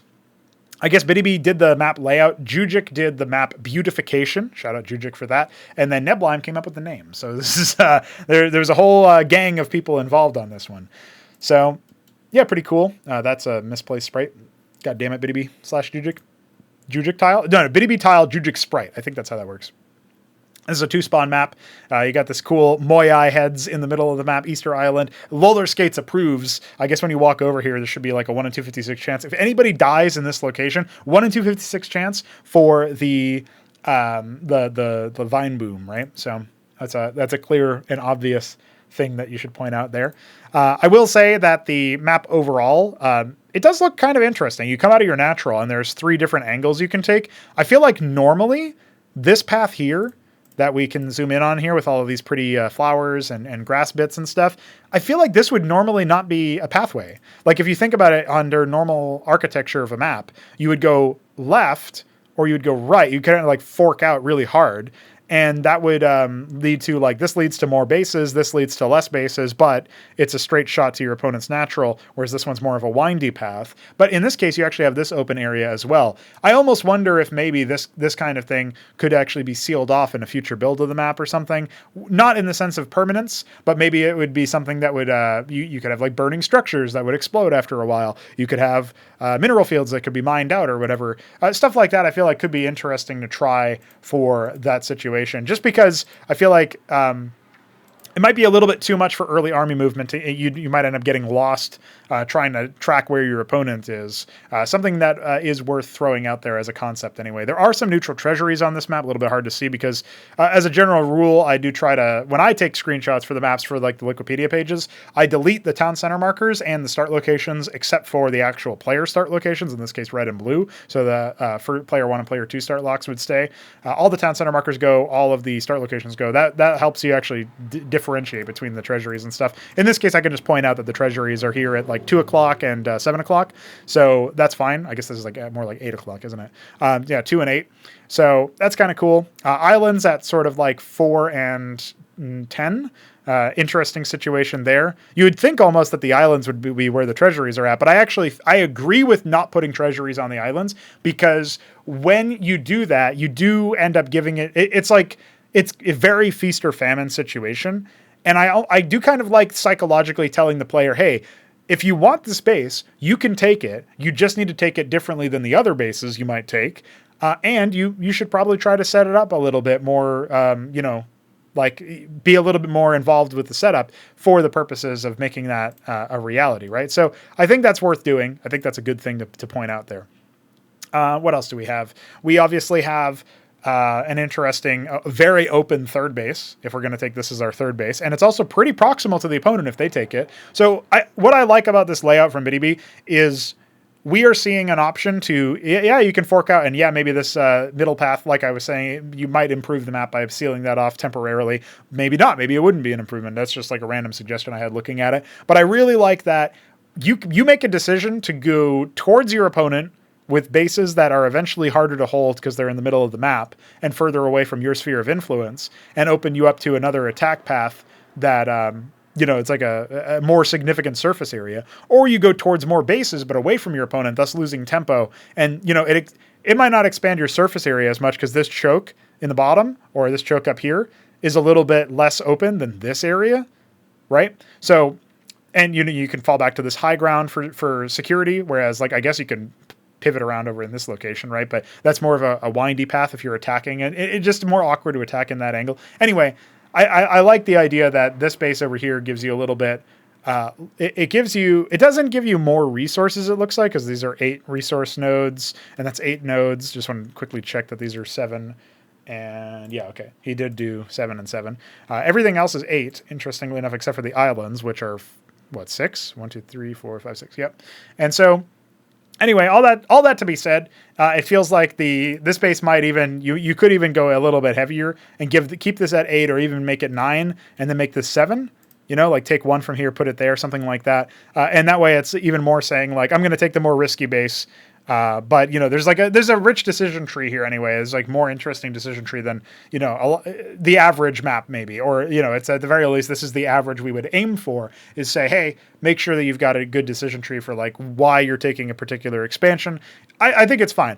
I used to be a really, really big proponent of the idea that like your natural isn't always determined. If you think back to like maps like Otherworld, and stuff like that, if you're an OG enough to know that map, like there was a base on the low ground that was closer to your opponent, and then there was a base further away on the low ground, and there was an in base, and like Death Spiral was kind of like that too, a desert map. And so yeah, I look at that kind of thing and I think to myself, it would be great if that if that was reasonable, but I actually think it's probably better if that happens very infrequently. Like actually on Pendulum, which I talked about in the last episode of Pr0totype, there is the back base that you can take. And that's like a decision to take the back base as opposed to the low ground. Zerg would want to take the low ground so that they don't get contained. The other races might be fine taking the back base, but then they might be more vulnerable to air. Although the Spraiths do attenuate that a little bit, maybe a little bit too much. But yeah, it's like an interesting decision tree there as well for your natural, for your first base. I think it's fine if that's an occasional thing. It's probably not something that should be on every map, right? That's like a calling card of which, like Check Stealer as well. It's like, yeah, you can kind of decide whatever, you're probably going to decide to take your base in whatever angle before you even scout your opponent. So you might get a little unlucky if it's like horizontal spawns and you took the base closest to them and now they can air harass you earlier or something like that. Or maybe you're going to get luckier by doing that because then you can fortify it faster. Whereas, if you took it last, it might be harder for you to fortify that position versus the air or the drops or whatever. So anyway, throwing all that out there and saying like, yeah, there's different choices for your natural. I feel like that kind of thing is probably better saved for later. Different choices for your third, I almost feel like should be a staple on every map. I can see an argument for where you might not want that to be the case, and maybe it wouldn't end up being the case because people would solve it. But I like the idea when it comes to like I'm thinking, for some reason I keep thinking the word platonic, but not in the case of relationships. It's like the platonic ideal, like the ideal of that as a concept. That seems really good to me. We'll move on to talking about Psychosis, not the condition, but the map. It's once again received an update. I'll just give you the cliff notes. Naturals have been shimmied up against the back wall here, the map borders, and moved a little bit closer to the main base, with this cliff coming out a little bit further to add more padding to the naturals. And then there's been a little bit, there's unbuildable terrain in the middle of the map with the crevices, not very much, but a little bit, and some doodads were added to this general vicinity around here, probably just to split up armies attacking those open bases. And so that's pretty much it. I feel like this map does suffer a little bit from aimlessness. You do have a little bit of a value prop change if you decide that you want to expand, like in theory, based on the layout of just where the bases are. You could take this base over here that's very open, or you could take this base over here at 3 o'clock, and the inverse would be 9 o'clock here, or this open base that's like interior 12 almost. The problem is that in actuality, these bases are really, really low yield despite being super risky. So you never really want to do that. You always want to take 3 and 9. So you don't really have that decision tree of where to go for your third base. But then on top of that, it is a very, very open map. And I'm not really 100% sure what you would do to try to attack that. Because there's not that much that you can do. Like, you can do a lot of micro movement of armies in 12 and 6, but why would you do that if the enemy doesn't even have these gas bases yet? They might have this base in the bottom left and this base in the top right, but for the most part, you're not even going to need to engage in 12 and 6 until way later. It doesn't give you any advantage going into the natural or the third or the I guess maybe technically it could get into the third if you come around down here, but that's like way like later in the game. like there's no advantage going into the main or the natural by going into the 12 or 6 unless you're trying to mount an air attack maybe, or like fairy drops or whatever. So it feels maybe a little bit one note there. I think that's more of a deep structural issue, but this is a map by, I forgot to mention that this is a map by the Shambler. It's going to sound a little rude for me to critique the map and then be like, by the way, this is a Shambler map, but that's just, I forgot to mention that. Yeah, so this is an update to that map. Shambler has been getting it tested a lot, but I'm not as much of a fan of like the overall architecture. I feel like not really that much for me to really look at and say, hey, this is a problem, because it's almost like there's not that much here, which again, maybe sounds a bit rude, but I don't mean it to be harsh. It's just like, there's not really much for you to do, right, with your ground army. It all terminates in this all-encompassing cliff path, and then this area over here as well as like a fallback position in the early game.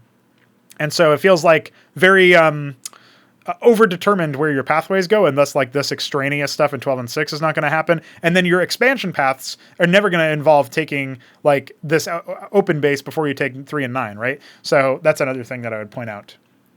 And then lastly, I will show off Oilstralia. This is clearly the first rough draft visually. I want to make some more changes to the tile set so that I can add more custom tiles for things like the outer lying islands here in the top left, this area over here, as well as the sort of 6 o'clock area. That's because those are going to be like, this is an aircraft carrier, this is going to be like some kind of destroyer, and this is going to be a oil derrick, and maybe I'll add like another oil derrick somewhere over here further out or something like that. Maybe some more neutral map objects or whatever. But it is recognizable as Australia, I think, visually. So that's cool. This is commissioned by Pr0totype, and it is his monthly map crap for actually last month. I've technically finished Decapitation, which is his the Shakuris temple port that he requested for this month. I finished that one day before, or maybe the same day, but like technically before I finished this first draft. So that was kind of silly, but that's just because it's a max map size FFA map, 8-player FFA. One of the players will spawn in the top left over here. I do have all of the like the tiles placed and stuff. So, you know, you got the cliffs up here and different bases and whatnot. It's a very wacky map. I would say good luck. Good luck to you, sirs, for anybody who dares to try to play this one. But it is available, and I think it's fine. It's interesting, kind of fun. Eventually, I'll definitely want to pretty this map up. But as of right now, it does function. It is a map. I can say that. All right, that is going to do it for our community roundup. So we're going to go into the coffee questions and then sail on through to the end of the show.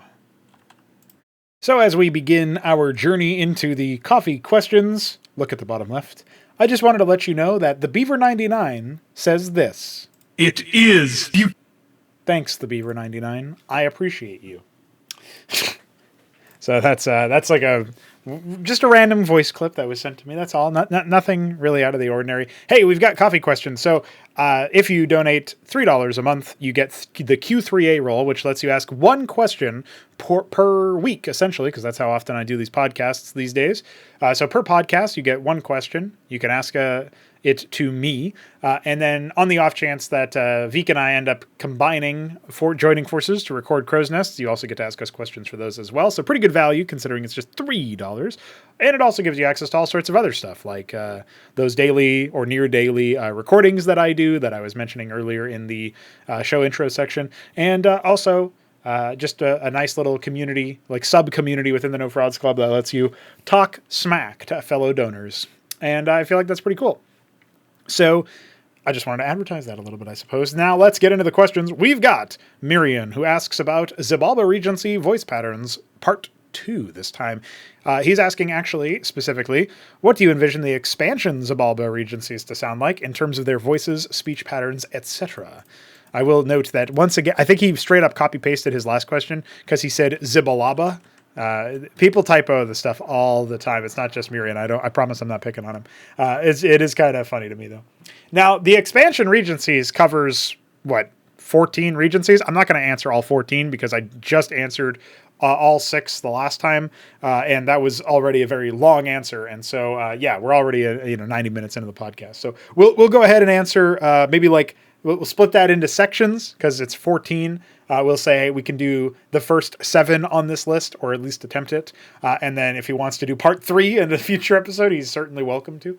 I think it was the last episode that he did part 1 in. It could have even been 2 episodes ago, because I have been slamming these out lately. They all blend together at some point. So the first expansion is called The Consensus, and it includes the Orlithray and the Rosellium. I think you can look to the way that I have handled the Ataltrith entity in the Zerg tutorial of Cosmonarchy. There's something like, if you think about how you can kind of perceive it as evolution from the Overmind to the Ataltrith entity, imagine us going weirder and more detached from humanity and more collectivized and like further down that road, if you will, of evolution. That is where we are going when it comes to the Orlithray, because the Orlithray are like the termination point in a way of like that kind of idea. And so you can think of it as, similar to that, but it would be, one of the things we tried to do with the organs was have them be, a chorus of different voices, whereas the Ataltrith entity is a little bit less of a chorus. There's a chorus element to it, a choral element to it, but I would say we're going to be stressing that for the Orlithray. It's going to be a challenge for the voice mixing part, but it's going to sound very, like, I would say like that, but a chorus of voices that sound like that, maybe. The mixing part is going to be a challenge, and it's probably going to take a lot of effort, but we'll see. We'll find a way. For the Rosellium, I was actually thinking we would probably have a root sort of sound in the baseline that, like a baseline sound from the Rosellium, that would be whatever the original language of their engineers was, being spoken at very rapid speed to the point of unintelligibility.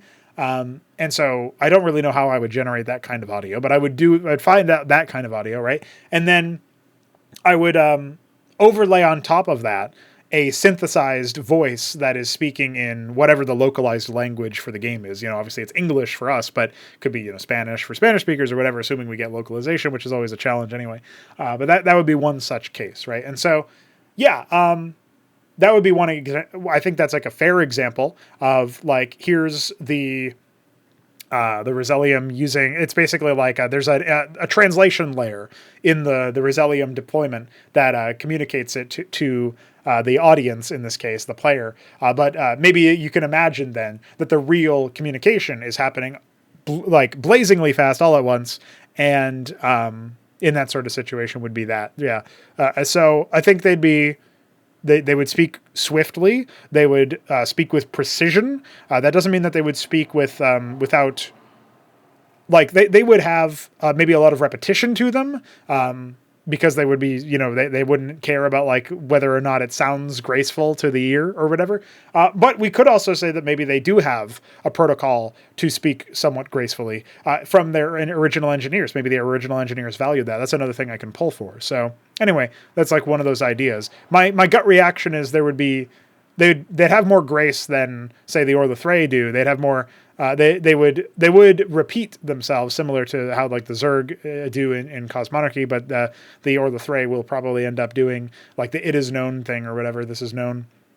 That sort of thing. The Rosellium will probably have that, but they won't be repeating the same kind of things. It'll more so be they have keywords that they use, and they always use the same keywords to refer to the same things.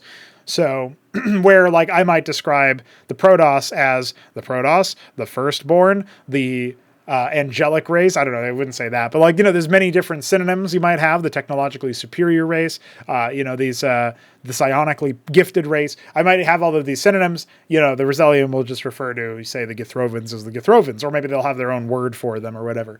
But that would be one such case where they'll speak swiftly with precision, but they will probably have more language to them than maybe one would expect from, automata. They will probably speak. By that I mean they won't have truncated speech. They won't be speaking the way that the Zerg kind of do in Cosmonarchy, where it's like their messages are to the point and short and brusque. The Rosellium might be a little bit wordy, actually. So that's one of the things. The Solar Throne, obviously, is a play on the Githrovan concept, basically taking the Demiurge from Protoss in StarCraft 1, or in Cosmonarchy, rather. Yeah, in StarCraft 1, guys. The Demiurge, famous unit.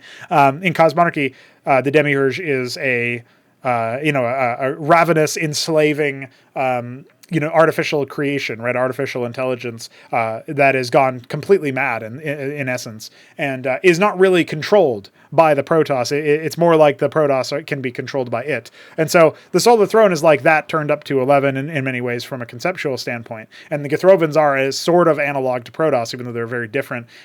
They were originally inspired by me imagining if I had to reinvent these races, what would I do? And the Githrovans came from that. So the Solar Throne would definitely have an aspect of them that would be mocking, that would be vicious. It would be like, it kind of is almost like the Dark Eldar to the Eldar almost, in some ways, although I don't have a lot of experience with Warhammer 40k, admittedly, when it comes to that sort of thing. I never played that much Dawn of War 1, so I don't really know how the Dark Eldar are presented when it comes to their diction, right, their word choice. But when it comes to the Solar Throne, they would definitely be very against the they would be like trying to demoralize with every message that they send. Everything would have multiple meanings. Everything would be about that. And they would probably be, they would seek to overwhelm. They would probably speak fairly swiftly, but also with inevitability associated with them. And so I think that would be a key detail of the Solar Throne's intonation, if you will. And so, I talked about how the Githrovans have mouths in the previous answer to part 1 of this question. I talked about the Githrovans having mouths, but their way that the sounds that they would make would not be like the sounds that they would, or the voices that they would be providing psychically. Yeah, the Solar Throne don't have mouths, but they might just shriek at you the way that the Demiurge does. That might still happen, but they would have. The Demiurge unit responses are a series of shrieks, for people who don't know. The Solar Throne would actually communicate, though. Much like the Demiurge can choose to communicate, by the way. So there is that. The Oros, I think I'm torn between whether I want the Oros to communicate psychically or not. I think it would probably make more sense if they communicated through technology, since they are these electrokinesis wielders, right? These ability to naturally manipulate lightning and electrical currents and stuff. I would say I would almost like the Oros to have, this is a weird thing. If you're not really super on top of politics, you might not get this reference. But RFK Jr. has this wavering voice to him, a wavering cadence to his voice because of his throat surgeries and conditions he's had. And so there's like there is that wavering aspect where it kind of bends back and forth. And that the Oros kind of like, even before I heard his voice, I was always kind of thinking about this for the Oros, because I'm thinking about how the electricity has that current, as that waveform, the frequency, and the fact that it ping-pongs back and forth between two stable positions. I would almost think that the Oros would have that kind of binaural aspect to them. Or like if you ever listen to an 8D version of a song or whatever, I feel like that's just a YouTube trend. I don't think it's very descriptive of what's actually happening. But I think that's what they're called on the internet, is 8D or 30D or something like that. The Oros might communicate with a voice that is wavering, or with maybe that would make them sound a little bit too weak, but they might have this binaural quality to their voices anyway, where they move from like one frequency to another. They might have high pitch into low pitch into high pitch again in the same transmission, in the same sentence, if you will. So that might be something that I try to play around with. Other than that, though, the default for lizard folk tends to be, and this is what I end up, what I'm currently pitching for the Escosi, is that it is sort of like guttural but sophisticated talk in terms of the diction, but like a diction that doesn't necessarily match the voice. The voice being guttural and brusque and brutal sounding almost, but the diction being maybe elevated. That's sort of like a default for lizard folk in fantasy, and I don't know of many lizard folk in sci-fi, but you can kind of think about that. The Oros are like that, but they're quadrupedal as opposed to bipedal, so they are a very different breed. They don't stand up the same way. I mean, they can choose to, but or maybe I decide to go the dragon spawn route instead, where they're quadrupedal, but they're like centaurs, just a dragon / lizard version of a centaur. I might decide to go for that for their visual design, their biological design. But either way, the Oros are more animalistic than the Escosi. That's what sets them apart, even though they're also like reptiles, right? They're reptiloids, as UD Commander would say. Yeah, and so that's one of those cases where I think you could try to default to that, but I would probably want to give them a more graceful sounding voice than the Escosi. I would want them to seem more sophisticated, because they are. And so reflecting that through their design, I think, makes sense. All right, so we've done 4 so far. So we're going to do Rune, Gedamentor, and then Btyb to close us out. Rune are, I mean, they are like, imagine, like the orcs have a little bit of a class to them almost. Not really a class, that's the wrong word. Like charm because of the sort of Cockney accent that they have. The Rune are going to be as like detestable as that. I guess people would kind of compare them to Skaven probably, although I haven't actually heard Skaven. Not in terms of the way that they talk, but like in terms of the actual voice type. The Rune are probably going to have something like that. They'll be very snarling, very primeval, not really sophisticated sounding whatsoever. Their diction will be fairly simple. They will be very aggressive and hedonic and all about like immediate gratification. And so you can expect them to be very, very snarly, very just like tough cookies. We really don't want to really deal with them any more than you have to. Might even be slightly painful to listen to if you were in person. I'm going to do my best to not actually inflict psychic damage on my players. But like you could imagine bearing the full brunt of their assault, they might yell a lot, right? Stuff like that. Gedamentor is going to be, you think about the Orlithray, you think about Cosmonarchy Zerg. The way that they are different from StarCraft 1 Zerg is that the Overmind was very singular. He would say I, we, etc., or he would say I, me, and that sort of thing. And so Gedamentor is going to be kind of like the Overmind in that respect, where except he's not going to be addressing his subjects or his organs. Indeed, the Gedamentor has like you could think of like any entity that you field as Gedamentor is Gedamentor. It's just part of Gedamentor, and so all of his parts, all of his his aspects of Gedamentor, they are him. Like he's going to address enemies as him, and so like when you control a unit, maybe as the low level units might be. Still under that initial, permutation of being comported and converted into Gedamentor. And so they might say okay, I will go for you, or I will go, as if addressing Gedamentor, as if the player is also Gedamentor is like the sort of subtext there. And then Gedamentor itself, like the higher tier stuff for Gedamentor, and of course transmissions from high tier representatives of Gedamentor, right? Are just going to be like, yes, I will move. Yes, I will go there. And so it'll sound otherworldly, but that's kind of the idea of like, I'm moving into position. I am supporting myself here, stuff like that. Not like super silly, like I need assistance, me, but like, something like that, like a more serious version of that, where it's like, more of my aspects are needed here, something like that, if you're under attack, right? Things like that, I think. And it won't be the same voice for every single thing, because whatever creatures have joined Gedamentor, have become a part of Gedamentor, are going to preserve their vocal cords. Their biology will be not entirely unchanged, but similarly enough when it comes to the voice part. And so you'll have maybe it'll be a layered voice where you've got Gedamentor's root voice, and then sort of like maybe like the Amon transmissions in StarCraft II Legacy of the Void, as cringe as it is to reference that, when like you'd have a character saying the snarling version of their own voice being used, and then that was underlaid or maybe overlaid with the Amon voice of the root transmission. So you might have something like that going for Gedamentor, but a lot of the diction is going to be based around it being a singular entity, for that is what it is.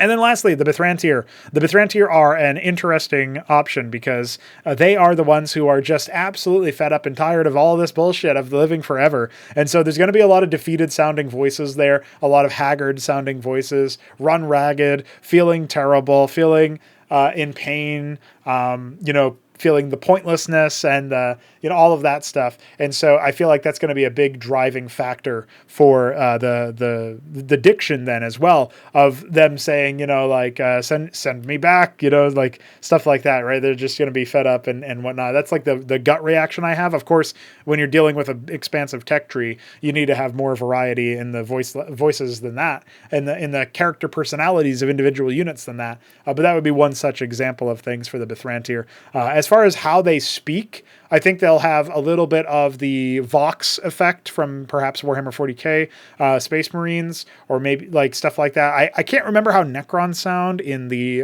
Dawn of War, Dawn of War 1, like the third expansion, I think, or the second expansion had Necrons, because I think the third expansion was actually the last one, but I think of it as the fourth expansion because I'm thinking of the first game as the first, but it's not the first expansion. You know what I mean?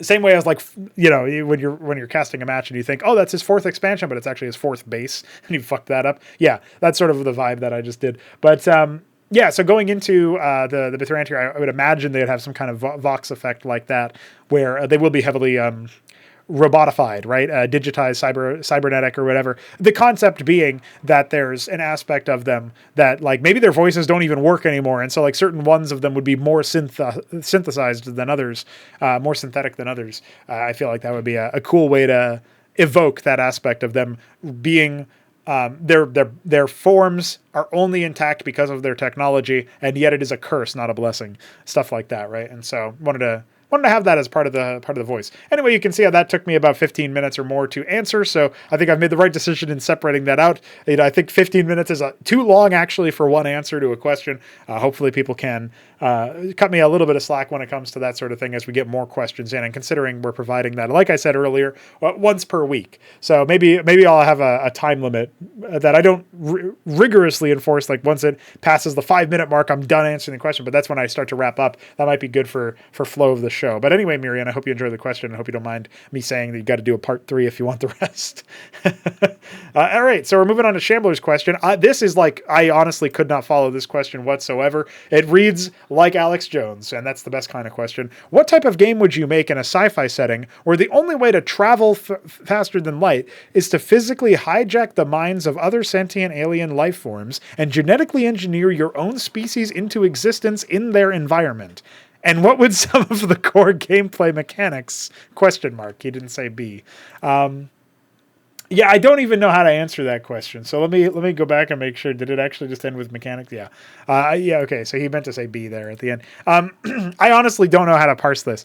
And I was gonna write that, and then I was like, no, I don't even know how to tell him what I don't understand about the question, because it's just like the whole thing. And I don't want to just be the asshole that says, can you just restate your whole question? But maybe I should have, because this is a hard one to parse. So the only way to travel faster than light, travels in air quotes, is to psychically, I might have said physically earlier, because it is spelled correctly, psychically hijack the minds of other sentient alien life forms.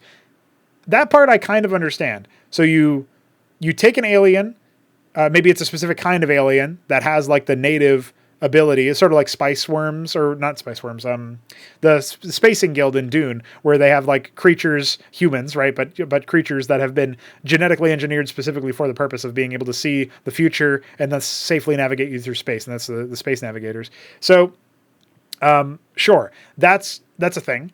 I can parse that part, but genetically engineer your own species into existence in their environment. I don't get that at all. What is that? Is that like you hijack an alien from a distance and then tell that alien to start genetically recreating your species? Say humans hijack an alien mind from afar, from like light years away, because we're talking about FTL here.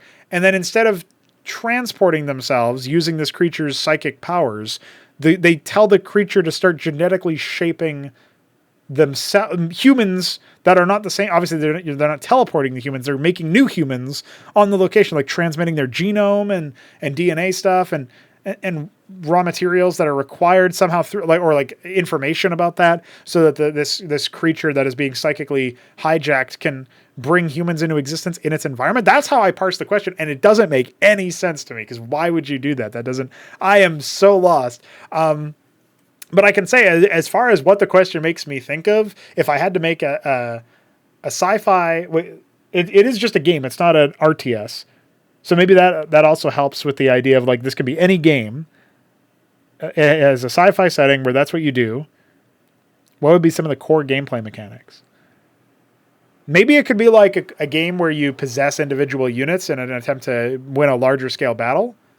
And you've got like I know there's been games that are like a sort of hybrid between RTS and FPS, where they have like the first person game mode. Like you issue broad commands or whatever in the strategic view, and then you like possess individual units, or you pilot individual units to make them happen. Maybe something like that could work, because you're talking about the hijacking thing. You could be hijacking the the creatures that are allowing for FTL, although it doesn't seem like it's actually travel. I guess that's why travel's in air quotes. You could be hijacking these creatures for the psychic view overall, and then you could be using that hijacking to like possess the individual aspects of it or something. And then that's also like you're talking about like creating your own species, engineering your own species. Then you're like spawning in the units or whatever with the psychic creature domination, and then you're using that psychic uplink to like possess individual characters and like move them around as that character or whatever. It's like Star Wars Battlefront style almost. I don't know. That's so weird. I think that's probably what I would try to do with this premise, but I clearly don't think I understand the premise. But you know what? I couldn't pass up the opportunity to get Alex Jones on this podcast. So I hope Shambler feels like that feels like my answer made sense, and feels like my not understanding of his question made sense. If he's aggrieved about it, he can ask 2 questions next time. That's a fucking wild one. All right, so that's I'm saving the timestamp for this as Psychic FTL Hijack Genetic Engineering RTS. LOL. It's not actually an RTS, so I guess I should just say video game, and then I'll remove the LOL because that'll be too long. But anyway, now you know what's going on. All right, so we have JujiK asking an interesting question here. He asks, Archon Chain Lightning when? Shout out JujiK for joining at $69 a month. As a reminder, JujiK, you are signed up monthly. You did then let me know that you're not sure if you can do it every month. I want to let you know that you're currently signed up monthly, so make sure to review that and cancel accordingly later on or whatever if you so need to. No big deal. I just want to make sure you're not going to like double charge yourself or whatever, and then be like, "Fuck, I didn't have that $69." But anyway, that's a cool situation for JujiK. He is in the club, the secret club within the secret club. I guess it's a secret club within the club. There's a separate secret club within the club. He's also in that. So he's in 2 secret clubs. That's pretty much all the only other secret club is not really secret. It's just clan ass. You can join that. That's like a pretty active clan channel. But he's in 2 out of 3 secret clubs. Check that out. Anyway, there is that. It's pretty cool stuff. But as far as Archon Chain Lightning goes, I would say we might need to implement a beam system for that, and we might need to, and that's for like visual representation of the attack. Maybe I can think of a low tech way to do it with the existing art assets that we have. Not sure. Not 100% confident in that. And so I guess if I can figure out a way to visually represent it, it can be implemented. The problem is, I guess each bounce should probably deal less damage. We're gonna need some kind of lightning effects anyway for the Escosi. So maybe we end up having that be a shared thing that the Archon specifically does, right? And then you could even have like an aspect of the Escosi that are like, damn, look at the Archon, it's so cool and epic. They don't talk like that, but that would be one thing that that would be kind of cool. So yeah, as far as when goes, after iScript Extender, we'll look at it. How about that? That's all I can say for you right now. Now, up next, we have Btyb asking, allied players a la Warcraft 3, where you can control each other's units, when? Well, just talking about being able to have shared control, I think that should be a game mode or like a lobby flag. I'm fine with that being a lobby flag. I don't think that it should be part of the competitive game mode for 2v2. I strongly disagree with the idea of team games allowing you to control your other person's units. There's certain things that we allow for, like if your ally has loaded up your unit, you can order the unload command from the transport UI that we have. That's because it's your unit, so you're still issuing the unload order to that unit, right? You're issuing the escape from transport order in case your ally's griefing you or whatever. I'm fine with that part. I'm not fine with being able to explicitly control your ally. Like there's certain things too, like technically this is a thing you can do as a transport, as an ally. You can take a unit, right click on your ally's transport, and your ally's transport will start moving to you. I personally don't think that should happen because that's a way to control your allies' units. But it's such a small edge case, I don't know if it matters. And we could guard against. I even know where to go to change that as well. So maybe I'll talk with Vika about that or whatever, and say like, hey, do you feel strongly about me changing this or whatever? And so that, or maybe that's something that gets tactically re-enabled if you enable movement. I don't think so, but anyway, like yeah, it's whatever. Like I feel like I don't really like shared control if it's not like a custom game modes type deal. If it's not like a something that isn't competitive, right? So it can't be in the competitive mode for my taste, for my understanding, because I think it is about joining together. And I'm aware that that technically means that if you like, you know, there's the problem of like, oh, your partner GGs and leaves. Well, I guess under that circumstance, we could actually give all of your units to your ally. Like if you leave, then your ally gets your units and structures. I think that's actually fine, and maybe all of the money as well that you've pooled up. That might be fine as like a way to sort of half measure the idea of like my ally has been defeated. The problem is, does it give you perverse incentives? If you're on a team with someone who's better than you and you just leave at the start of the game and they 2v1, that's not very interesting. If you've mined a lot of money and you're out of the game and you surrender because then your ally gets all that money, like that also feels a little bit weird. So I don't know. Maybe we don't give the money, but we do give the units and structures over. You transfer those.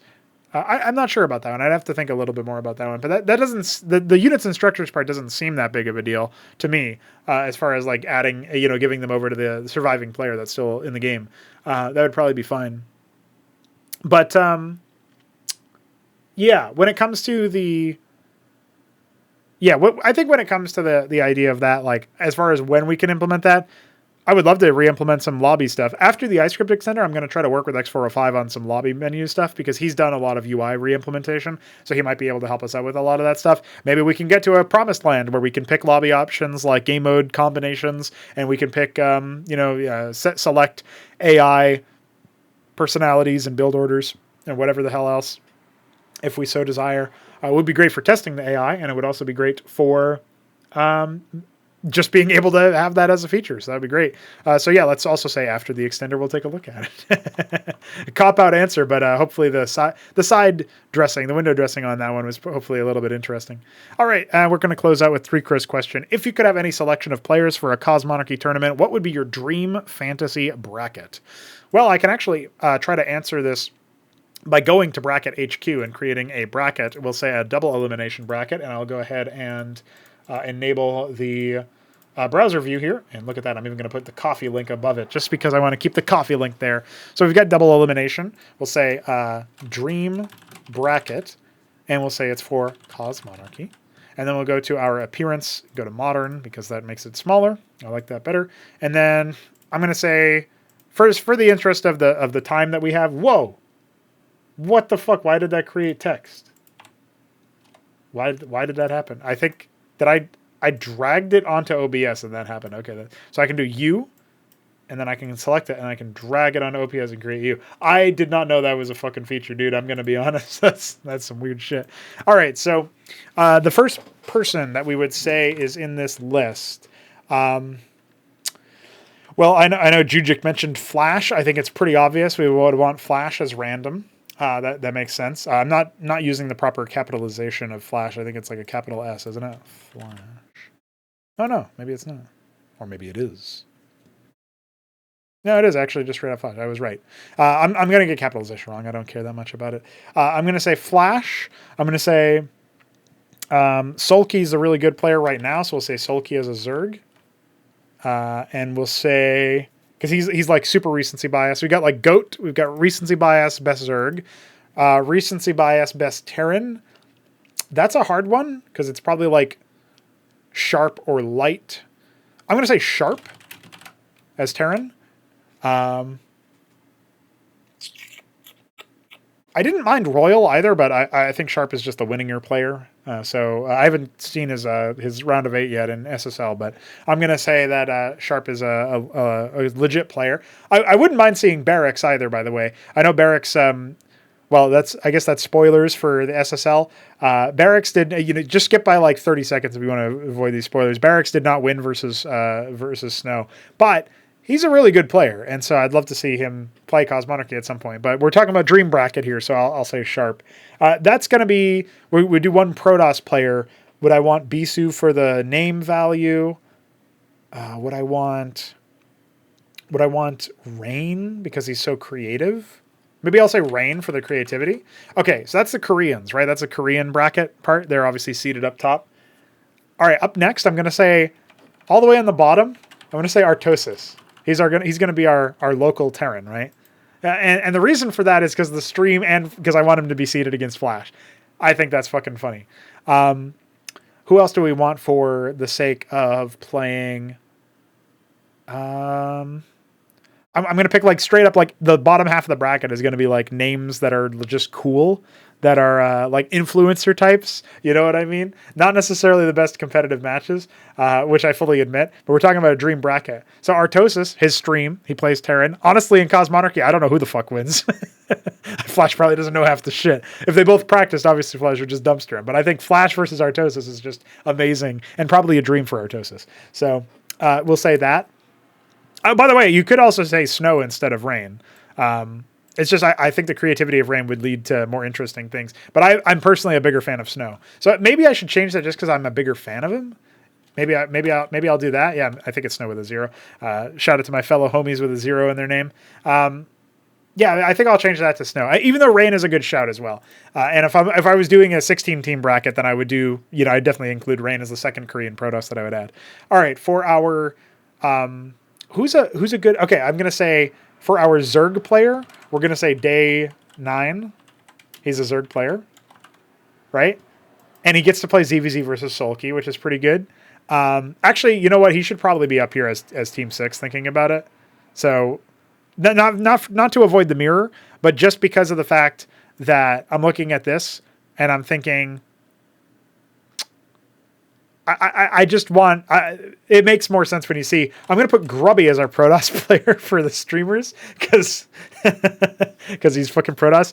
I could see Euthermal, but he would be the Terran, right? He wouldn't be Protoss. I'll say Grubby for Protoss. He's been playing some Brood War and he used to play Protoss in Starcraft 2. So I'll assume he would play that in Cosmonarchy as well. And then I'm going to have Hit 'em Up. I got to have Hit 'em Up. Our boy Hit 'em Up.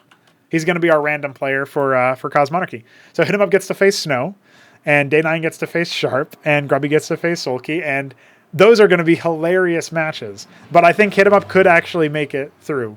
And so, anyway, I just wanted to throw out there, got to have our boy Hit 'em Up as our random representative. And so, obviously, this is a very ridiculous bracket, but I really quite like it. So that is my dream bracket, you can say, for Le Cosmonarchy. I don't know why I became French, but there you go.